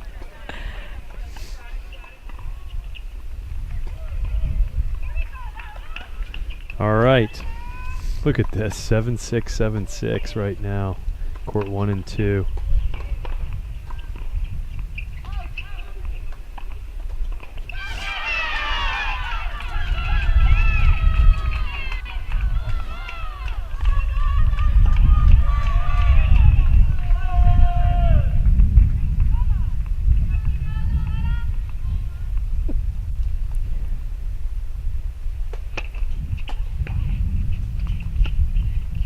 Oh, she got a little jammed up there, and that is the set for VCU. Yeah, no, you look at Rasmussen, and I think that knee is definitely bothering her. A little bit. She does look a little step short, but hopefully she can take that momentum and confidence and take that to the second set. She just played gritty tennis, right? I mean, it's nothing spectacular. Wonder if we can move over to court number 4 to see the end of this line 2 singles match. It's 7-all in the breaker. Yeah, and court 1 will go to the heat break, right? That's right. So they'll take some time to cool off now. All right. Set point for UMass. Paula Delgado. Looking pretty confident out there.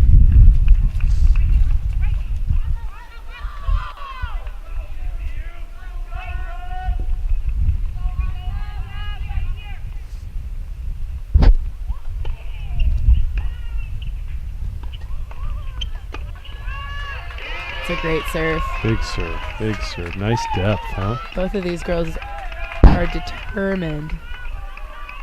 Well, I mean, UMass needs this because if not, it won't matter that VCU lost the doubles point, right? I mean, and I know it's a 2 out of 3 set match, but just an awful lot of momentum with number 4. I think it more has to do with they're probably thinking about how long that they're going to have to play. So imagine you've played this long first set and you're grinding out this tiebreaker and you lose it. Then your mindset goes like, oh my gosh, in order for me to win this match, I have to play 2 full more sets. Great shot. Well, meanwhile, on line 4 singles, it's all VCU, 6-2-5-1. Let's check this out. Great forehand to set up the point there. It's well done. So we've got 9-8 for UMass serving it out here.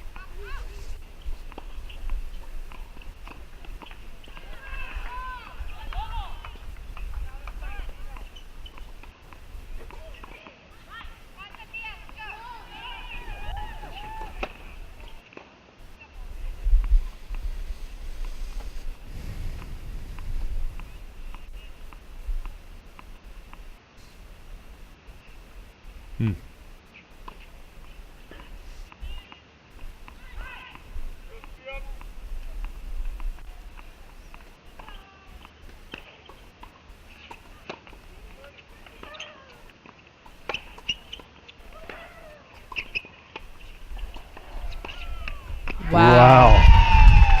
Awesome. Under pressure. That is what we call coming in clutch. That was a tough second serve, too. 9-all. Let's look at this forehand again. It's a great point from both sides. Switching sides now. They'll take their time. Do we know how long the heat break is? Is it 3 minutes, 5 minutes? Is it? I bet it's 3 minutes. I want to say 3 minutes. Yeah.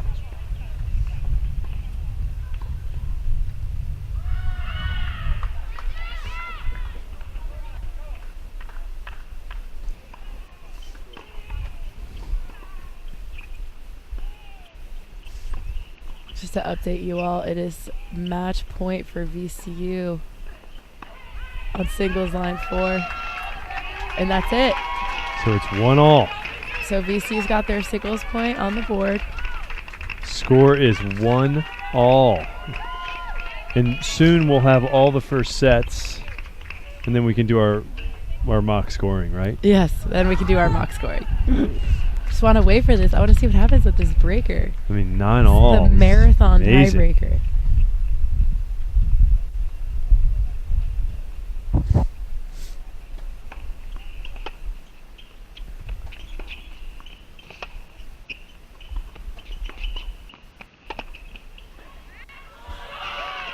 Solid playing from UMass.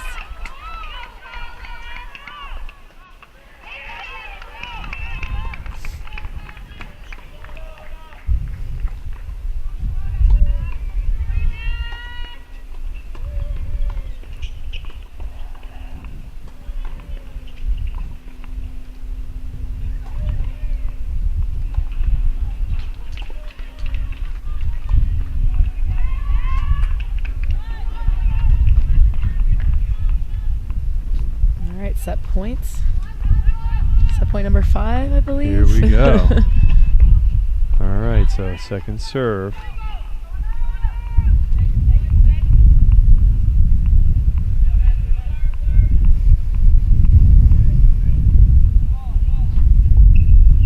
Starting to get a little gusty out here with the wind. Windy. Wind is your friend. Oh, 10-all. She's going to be McEnroe Borg in a minute.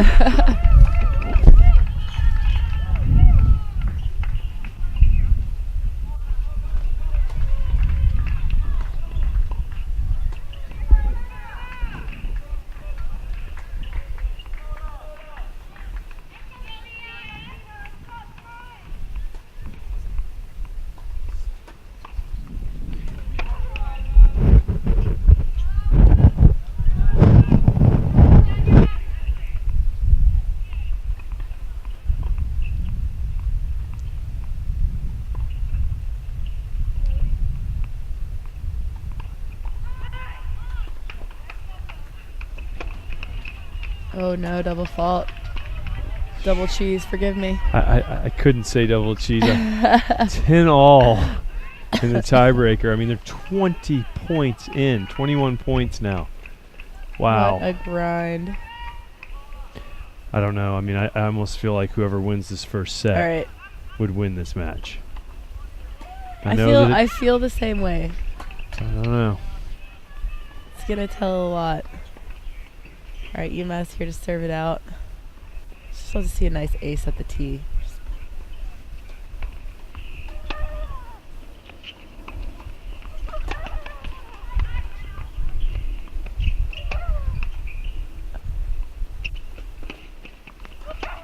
There it is.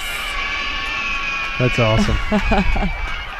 you don't so want much fire there. You don't want to see someone lose that set almost, you know? Yeah. That's super tough for VCU, but both those girls just need to regroup for the second set. That was a long, long first set. So now everybody is done with their first set. It's 4-2. And our hypothetical scoring. 4-2. Here we go. Give me that There's heat break. That set point. Yeah. Give me the heat break. All right, Scott, who do we want to keep our eye on now? I think we should probably go to court number 5. Just have a peek because, I'm sorry. Line 5? Line number 5. Court 1.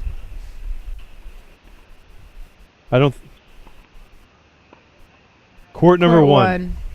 Court number 1. I'm gonna get this right. So during the year, we do it 1 through 6.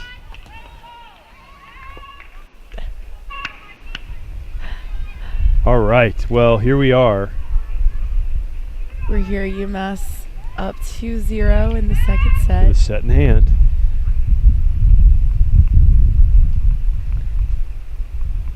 Just a reminder, we've got VCU serving. This is Kanoko Yano.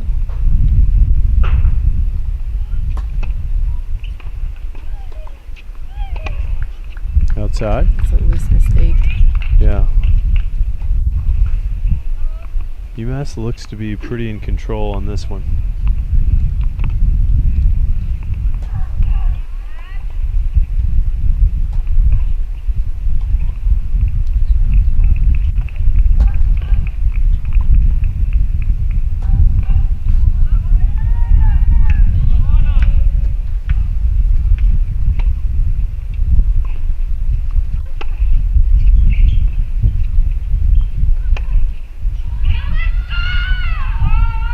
Backhand was just wide.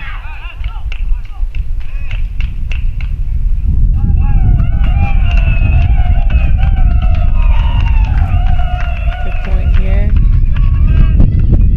Goes for it. Just wide. It looks like she questioned the call. Wasn't happy with it.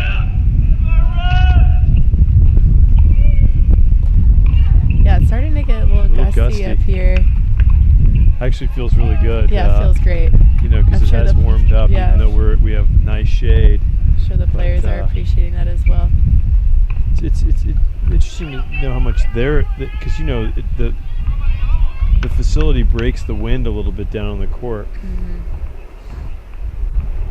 All right, deciding points.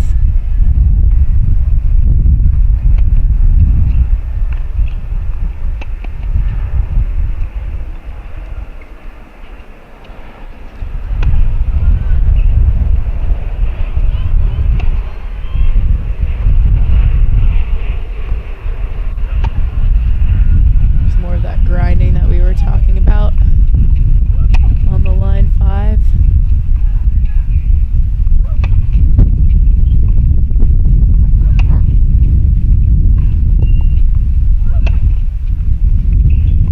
Tough point here.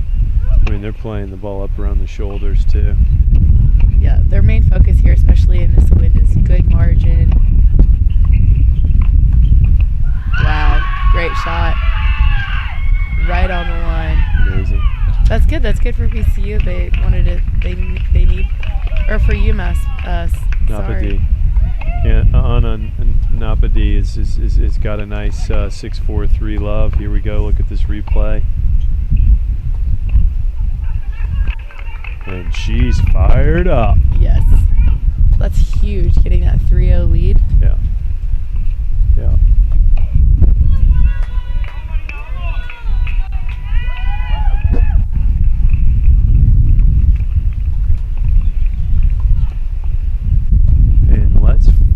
Over to court number 3.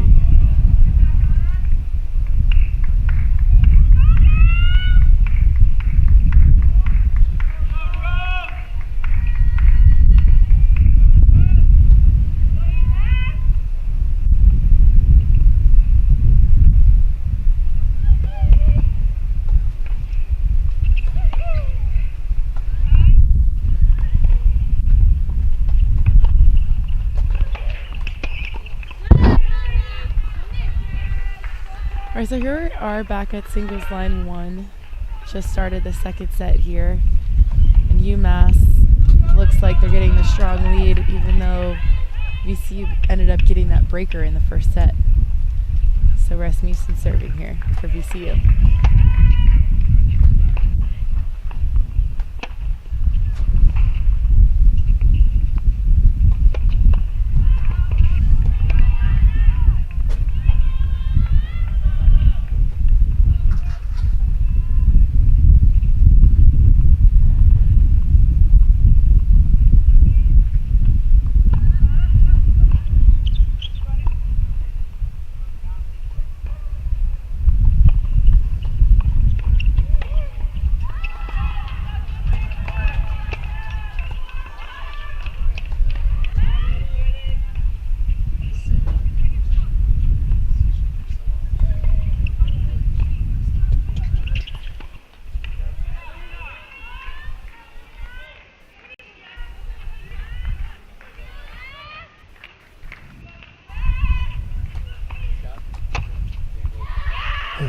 How you doing? Good to see you.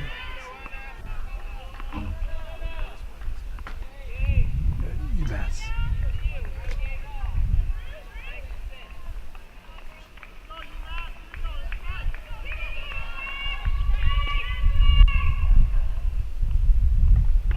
Rasmussen able to hold for that game there, so 1-all.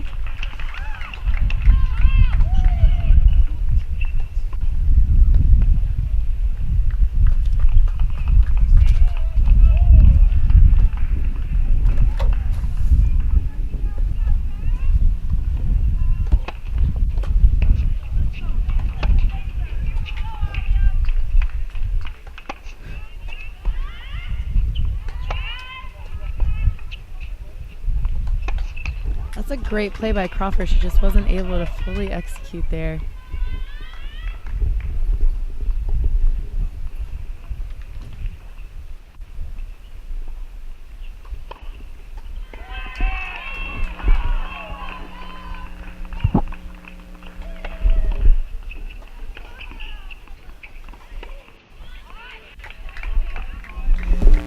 Scott, I'd say this is the time in the match where the players want to be disciplined. It looks like Crawford, after losing that first set, getting a little bit frustrated here. But it's a new set. I think she just needs to come out and stick to her game plan. Well, you know, we talked about the tiebreaker, and it's still very early for Crawford and Rasmussen, but on court 6, you see VCU got off to a pretty good lead the second set. Oh yeah, absolutely. It really took momentum from that breaker. Just score update for you guys on singles line 6. VCU won that first set in a breaker and is now up 4-1 in the second set. So we've got a couple singles matches for VCU looking like the momentum is going their way. But UMass looks good on 5. Yeah. And obviously VCU looks good on 3. It's hard to say. It's pretty even, I would say.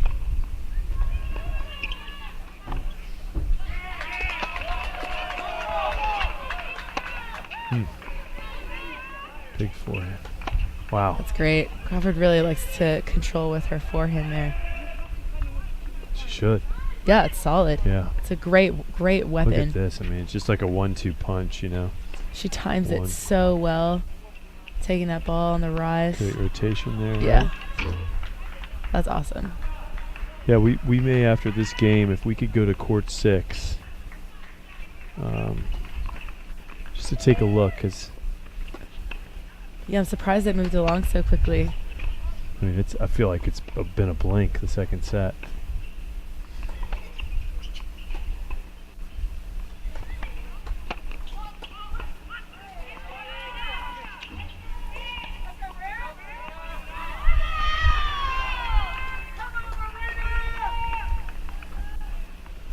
All right, 40-15 for VCU for a break point.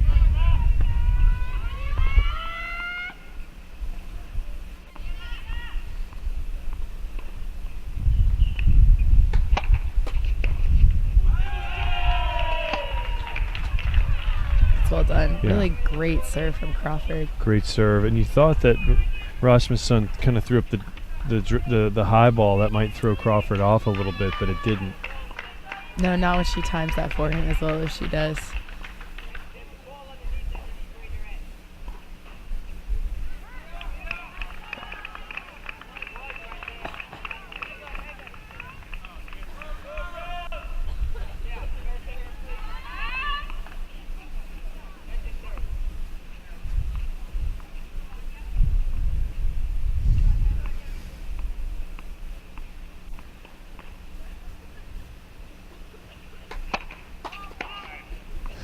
Serve.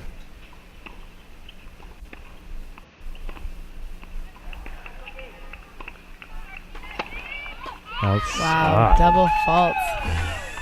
So we want to go head over to court 6, catch the end of that second set. I think so, right? Absolutely. So VC will take the lead on court 1 here, 2-1 in the second set, as we go over to court 6, singles line 6, catch the end of that match. UMass serving here. Wow. 40 love, so we've arrived at the right time. We did. You see, VCU player Sophia Suele really must have taken that momentum and confidence from the breaker into that second set.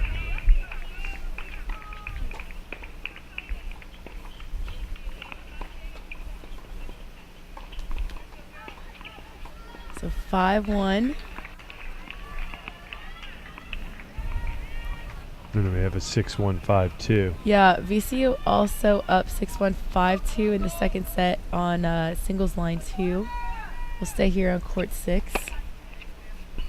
Looks like a couple possible more points to put up on the board for VCU.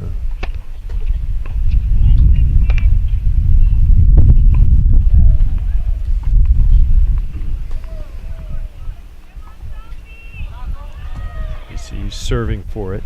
Atlantic 10 Championships. Lake Nona, Florida. NCAA bid at stake.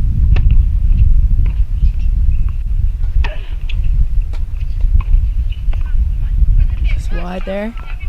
Tell you what, with these windy conditions, if I were these girls, I'd be probably tossing the ball 3 times before you serve, trying to get it in the right spot. We've seen it. We've seen them take time. I mean, some of it's the heat, some of it's pressure of a final, and then obviously, like you're saying, a little bit of the breeze is coming and going, though. Yeah. As you can probably hear in our microphone.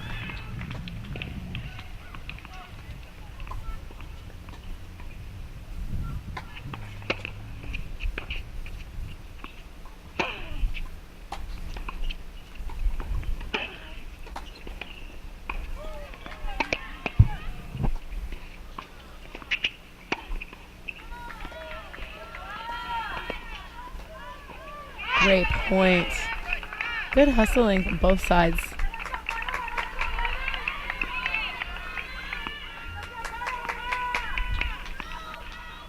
See a replay here.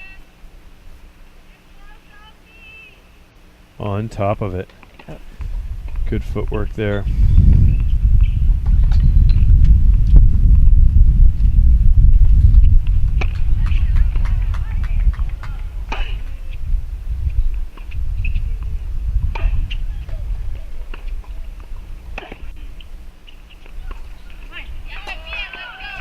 Tell you what, Suele from VCU is not going to make an unforced error right now. She is a wall. Momentum. Yes. And confidence, too. Momentum. Oh, match point. Match point We've here got as 2 well. match points right now for VCU. With court number 2 and court number 6.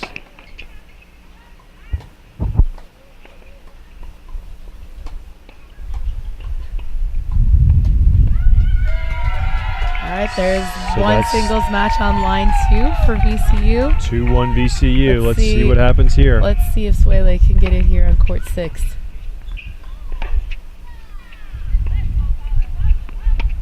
Oh, that was close. Yeah, very close.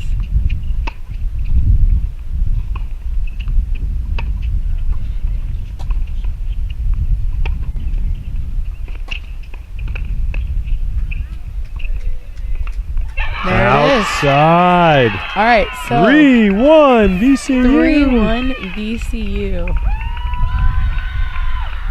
All right, so Do we want to take it to court 5? match point replay here. So I think we go to 5, but we've got to keep our eye on line number 1, court 3. But yeah, when you said court 5, you meant court 1. Court 1, line 5. I'm starting to confuse you. It's okay. So UMass on court 1, singles line 5, UMass is up 6-4, 4-1. So they've got a good lead there. And they'll really, you know, if you're on UMass right now, you really, really need that point to get it back to 3-2. So when you think about it, there's 3 singles matches in progress right now. VCU only needs to win one of them. That's right. And UMass needs all 3. yeah, and right now they at least we know VCU has a little bit of that momentum on the number 1 singles court. Yeah. Crawford just must be bummed. You know, because she played a decent first set. Played a great first set. Like I said, that's a good matchup. You can really hear the VCU crowd getting into it up here in the stands. All right, so line 5 mesh.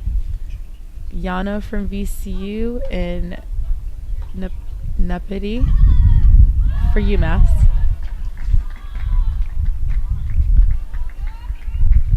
UMass serving 4-1 in the second set.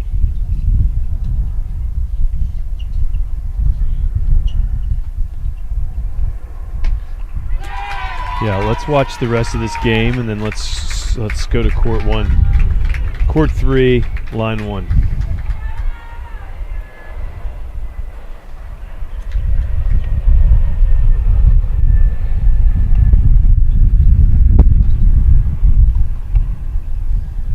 Oh, here we are. Back on line 1. We'll do it. Why not? Crawford Rasmussen. Huge game. Huge game.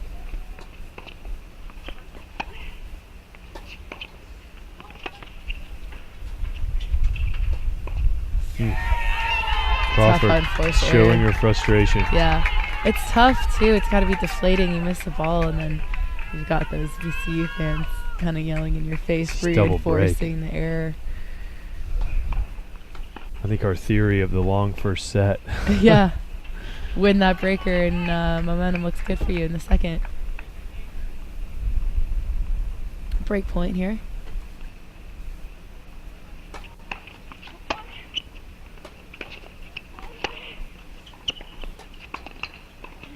Oh, she'll take that. For sure. Gotta love those net cords.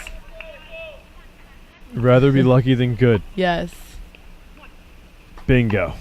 What do you say sorry when that happens when you play, Scott? Or do you know you're not sorry? I know that's such a it's a tough thing.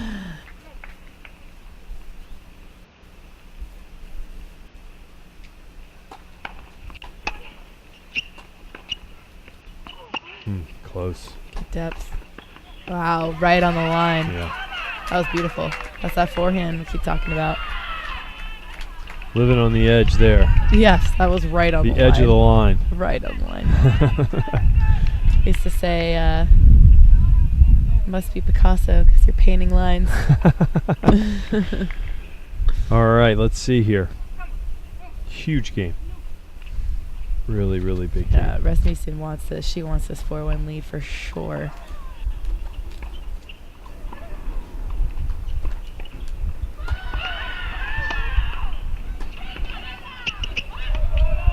Ooh. All right, she brought it back to deuce.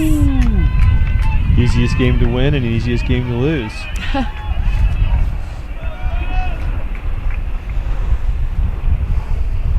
You got to be so mentally tough. I was just thinking if I was a player in that situation of 40 love and then it came back to deuce, I would be so obviously kind of frustrated with myself for not being able to close it out. But you can't even let yourself think that because you got to win that next point. It's not by 2. It's just the 1. It's just that deciding point. Got to be so mentally tough in this sport. Wind picking up. See if Rasmussen can really be aggressive off of the second serve return here.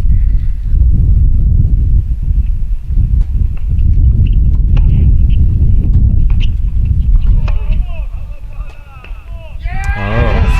4-1 lead for VCU. Rasmussen's found Crawford's backhand, it seems like, you know? Yeah. She's breaking it down for sure. I think we'll stay here on court 3, line 1. Just a score update for you all. UMass is leading the second set 2-1 on singles line 2 and also leading 4-1 on line 5. Still anybody's game here.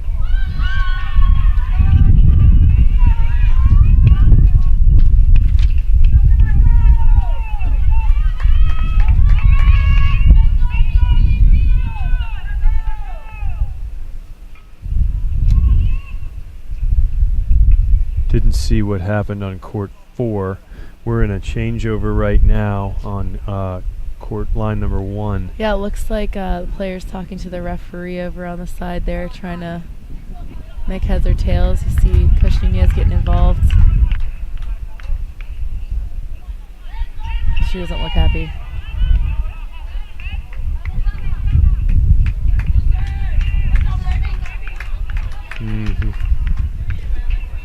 All right, it's awesome looking at all 6 courts at one time. As you can see, the action coming down to 3 courts. Atlantic 10 Championship NCAA berth. So Sideline down here on court 4, and there's a little bit of a discrepancy in the chair umpires telling the player for UMass to talk to him himself and not the chief umpire. So a little bit of a discrepancy on that one, as the UMass player went directly to the chief umpire. So a little discrepancy on that. We're trying to figure it out, and we're going to get ready to play right now.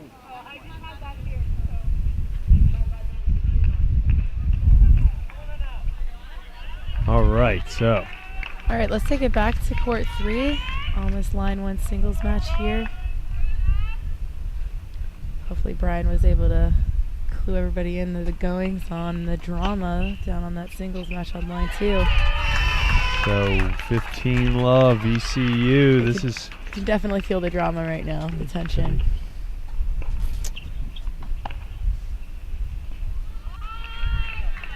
Crawford showing frustration in the changeover with her coach.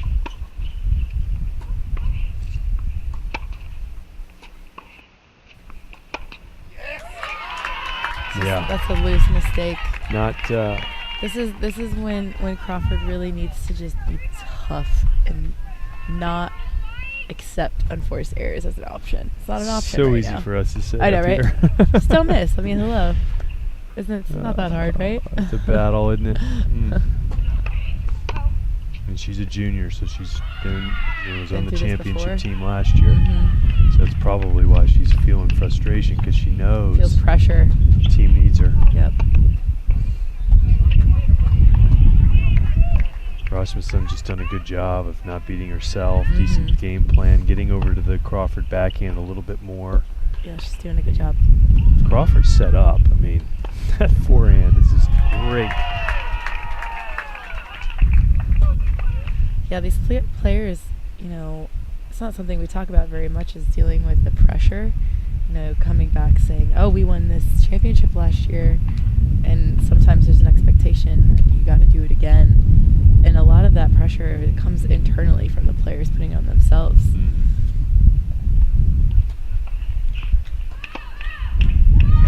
Wow. 4-15 for VCU. And the crowd's kind of scooting in here a little bit, the VCU crowd, that is. And hey, they can taste it. No. Match point on court 1. Court 1, line 5. Yeah, let's hop over have to a court look at 1. that. If the There's match is over, point. just for the quick handshake, if it's possible. All right, so that's another point on the board for UMass. So it's 3-2. 3-2. They needed that. So we are down to 2 singles matches. We've got singles. Perfect for us, line right? 1, line 2. It's right in front of us. Wouldn't have it any other way. Love it.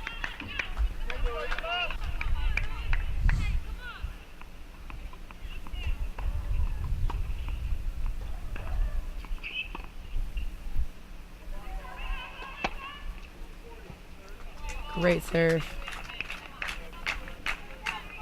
It's nice to be able to just walk up to the line and bang out an ace. That's it. Get a nice free point.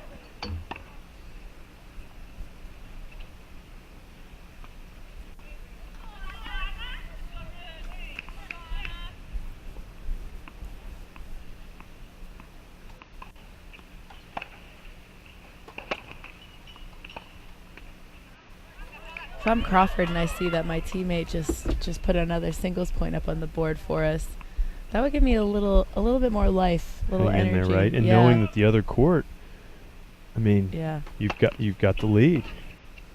But I mean, 5-1 is 5-1. Yeah, that forehand, that was Not the same. Mistake. Her feet weren't there. No, yeah.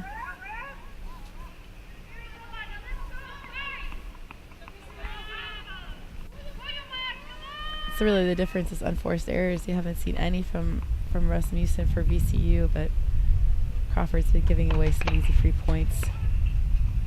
It's a good serve there.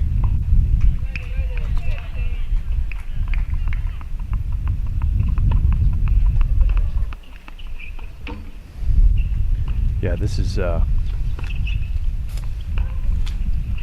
couple points away from title time. It is.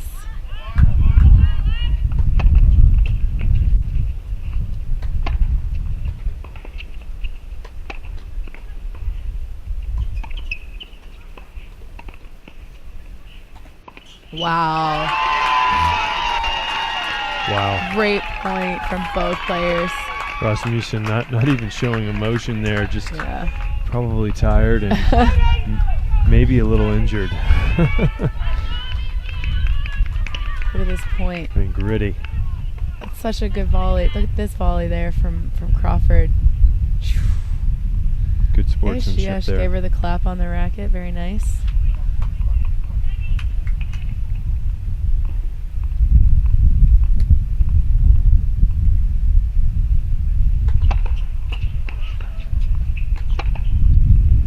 Beautiful forehand.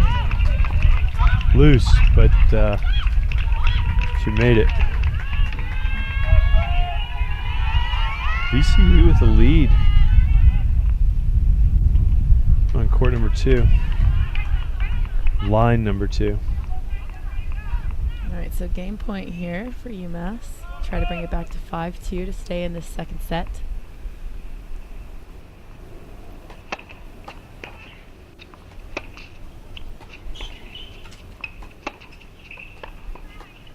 There it is. Hang in there, right? Yeah, she's trying to Stay stay on the alive. court. Yeah, Anything can happen. that's right. Just score update for you all on court on line 2. VCU lost that first set in that marathon breaker, but they are up 3-1. And we've got Ormiston. Supposed to get in a little pep talk. Probably Don't know if just she trying to keep needs her the cool. pep talk, just needs to stay cool. Yeah, stay calm and collected. I would probably just need a reminder from coach. Say, hey, stay focused. You haven't won yet. You see the teams kind of lining up right behind both the players. They're a half a court away.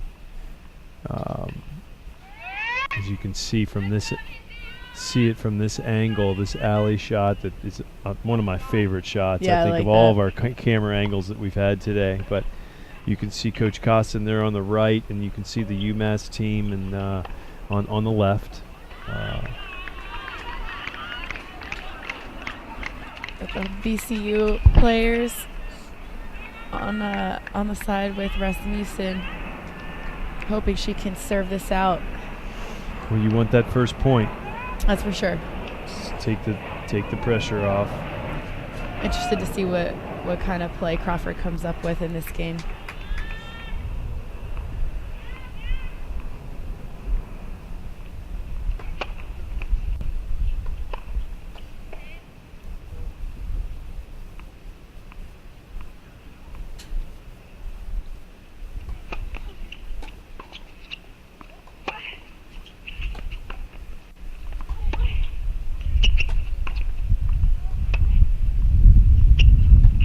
Just long with that slice.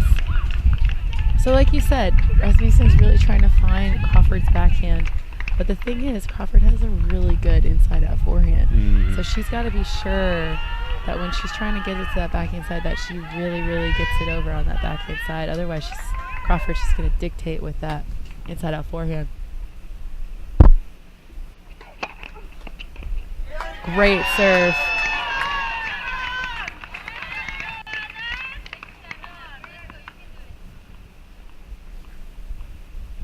Look at that serve. Right on the line. Not quite an ace, but almost. And that's what you need. Yes. That's why these players spend hours hitting baskets and baskets of serves. Oof. Another good one. Oof. That's what you want as a missed return when you're trying to serve it out. A little bit of a buffer here, a little bit of a lead. All right.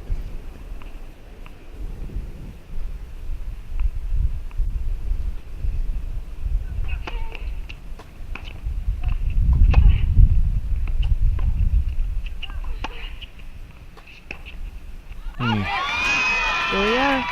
Championship points.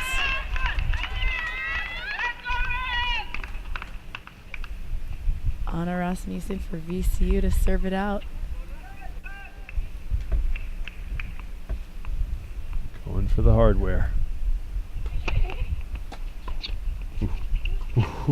That was close.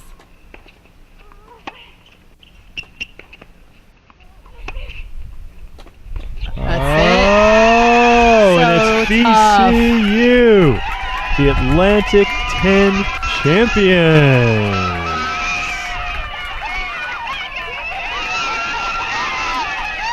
Look at them celebrate. Redemption from last year, huh?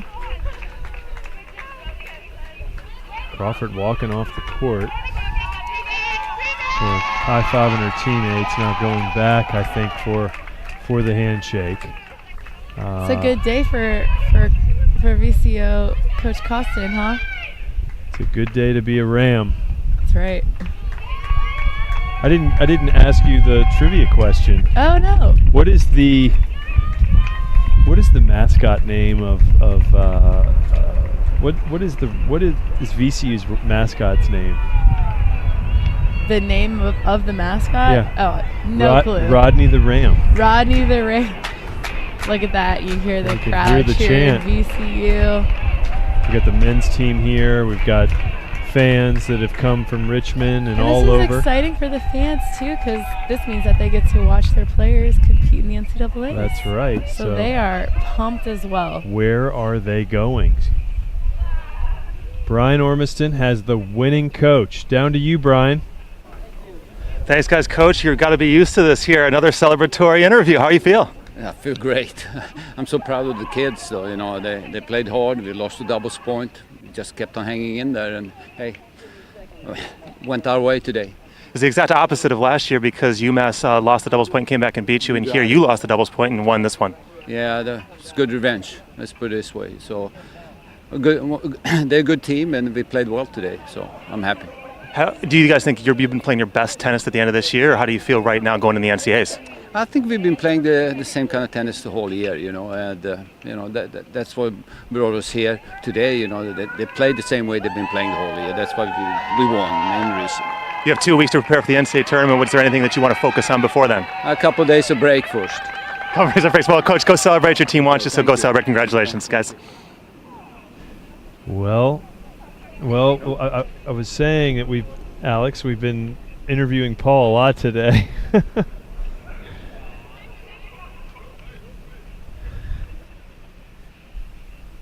But yeah, he's had a good day. I'd I heard somebody in the crowd say it's a great day to be a Ram. Great day to be a Ram. You can really see the excitement, and of course you're going to be excited if you win a championship. But I think there's a little more to this because they lost, and UMass won last year. Correct. And you got to get up to UMass too. I mean, coming in as the 6th seed and then making it to the finals, that's good postseason play. Yeah. They had a good tournament, had some good wins under their belt on their way to this final. So they shouldn't be too hard on themselves. Yeah, and so right now, just is there any way they're gonna do the ice bath? They're gonna do the ice bath. Look at this! Look at this! I don't know if you guys can see. Where'd it go? Players are trying to do the celebratory ice dump on the coach. Oh, he knows. Now, wait a second. They stalled. I think he saw them. I don't think they. Not on coach. They got winning it on, player. On Rasmussen. That's winning great. Player. Gosh, how good does that feel, right? That probably felt amazing after being in the heat all day. Good. It's so nice to see these players, enjoy all the kind of the fruits of their labors. They spend so much time, and as we were saying earlier, they're probably in finals right now. Just put hours and hours into their work, both on and off the court. Well, it didn't really matter that they lost the doubles. I mean, and UMass won the doubles point quickly. Yeah, like I said, you just got to convincingly. regroup and know that it's a whole new 6 more points with the singles. Yeah. Short-term memories, we call it.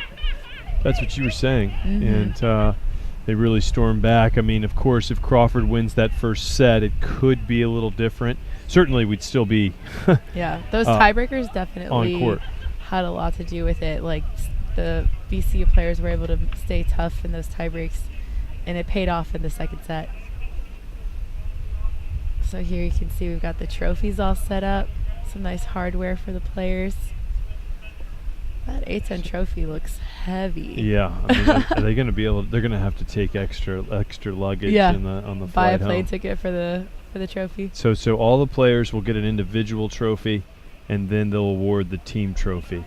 And so there we go.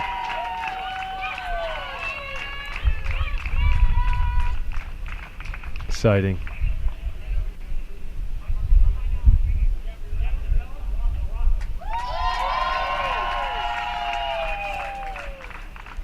So now, those of you who are watching at home, A10 is just recognizing each individual player from the team as they give out their awards. Yep. Giving them some congratulations. Yeah, they're all taking a photo and getting an individual trophy with Senior Associate Commissioner Tom Jacobs. And looking at this roster, none of the players are seniors. So all of these girls will come back and return here again next year. they'll be right here in Lake Nona. That's right. Same time, same place next year. I'll be here.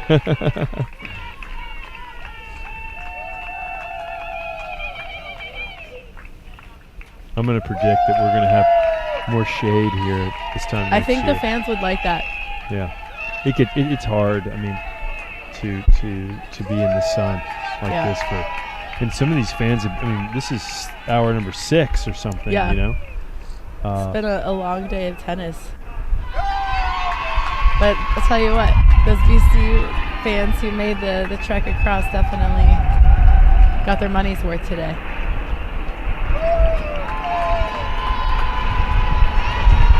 There it is, Coach Costin. And boy, he's put the hours in this week. So our breeze That's is for kicking up sure. a little bit, but it's probably a wanted, much wanted breeze at this point. And here goes the. There it is. Championship trophy.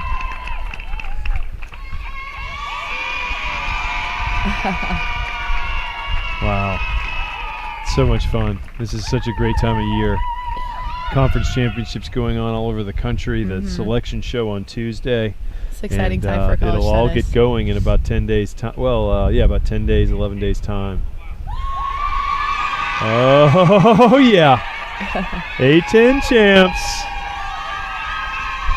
Championship Sunday.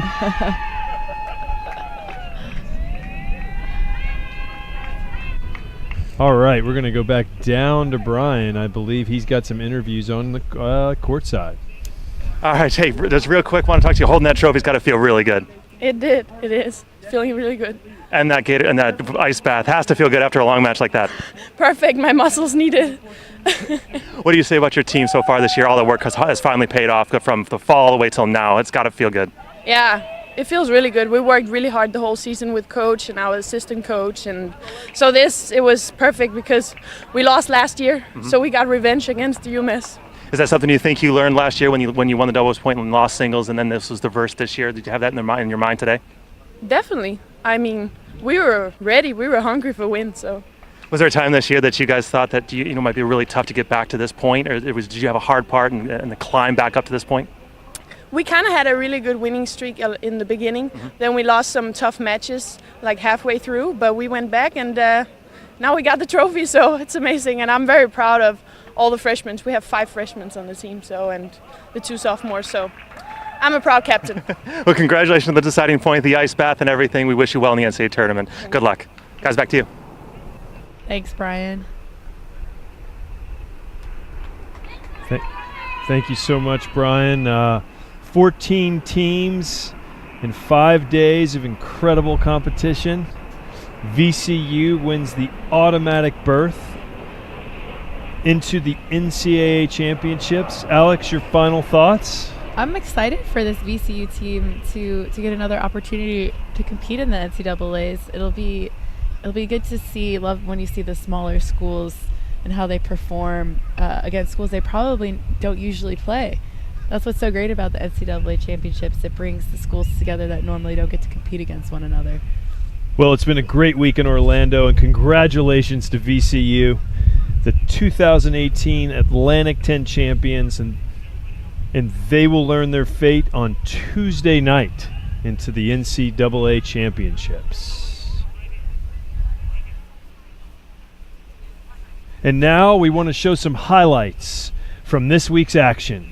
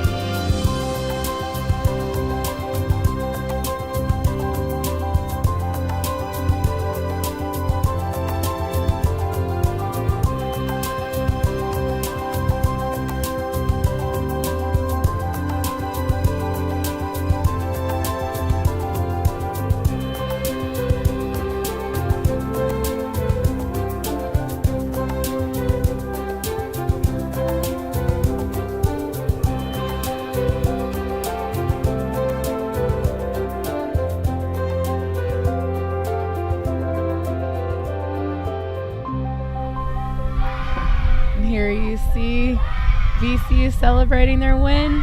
The champions. What a great week of tennis here for the A10 championships. USTA National Campus. For Alex Sircone, Brian Ormiston, the A10 staff, the USTA video team, I'm Scott Tribley. Thanks for joining us at the USTA National Campus in Orlando. Once again, today's team final, VCU 4, UMass 2. So long, everybody. Thanks, everybody.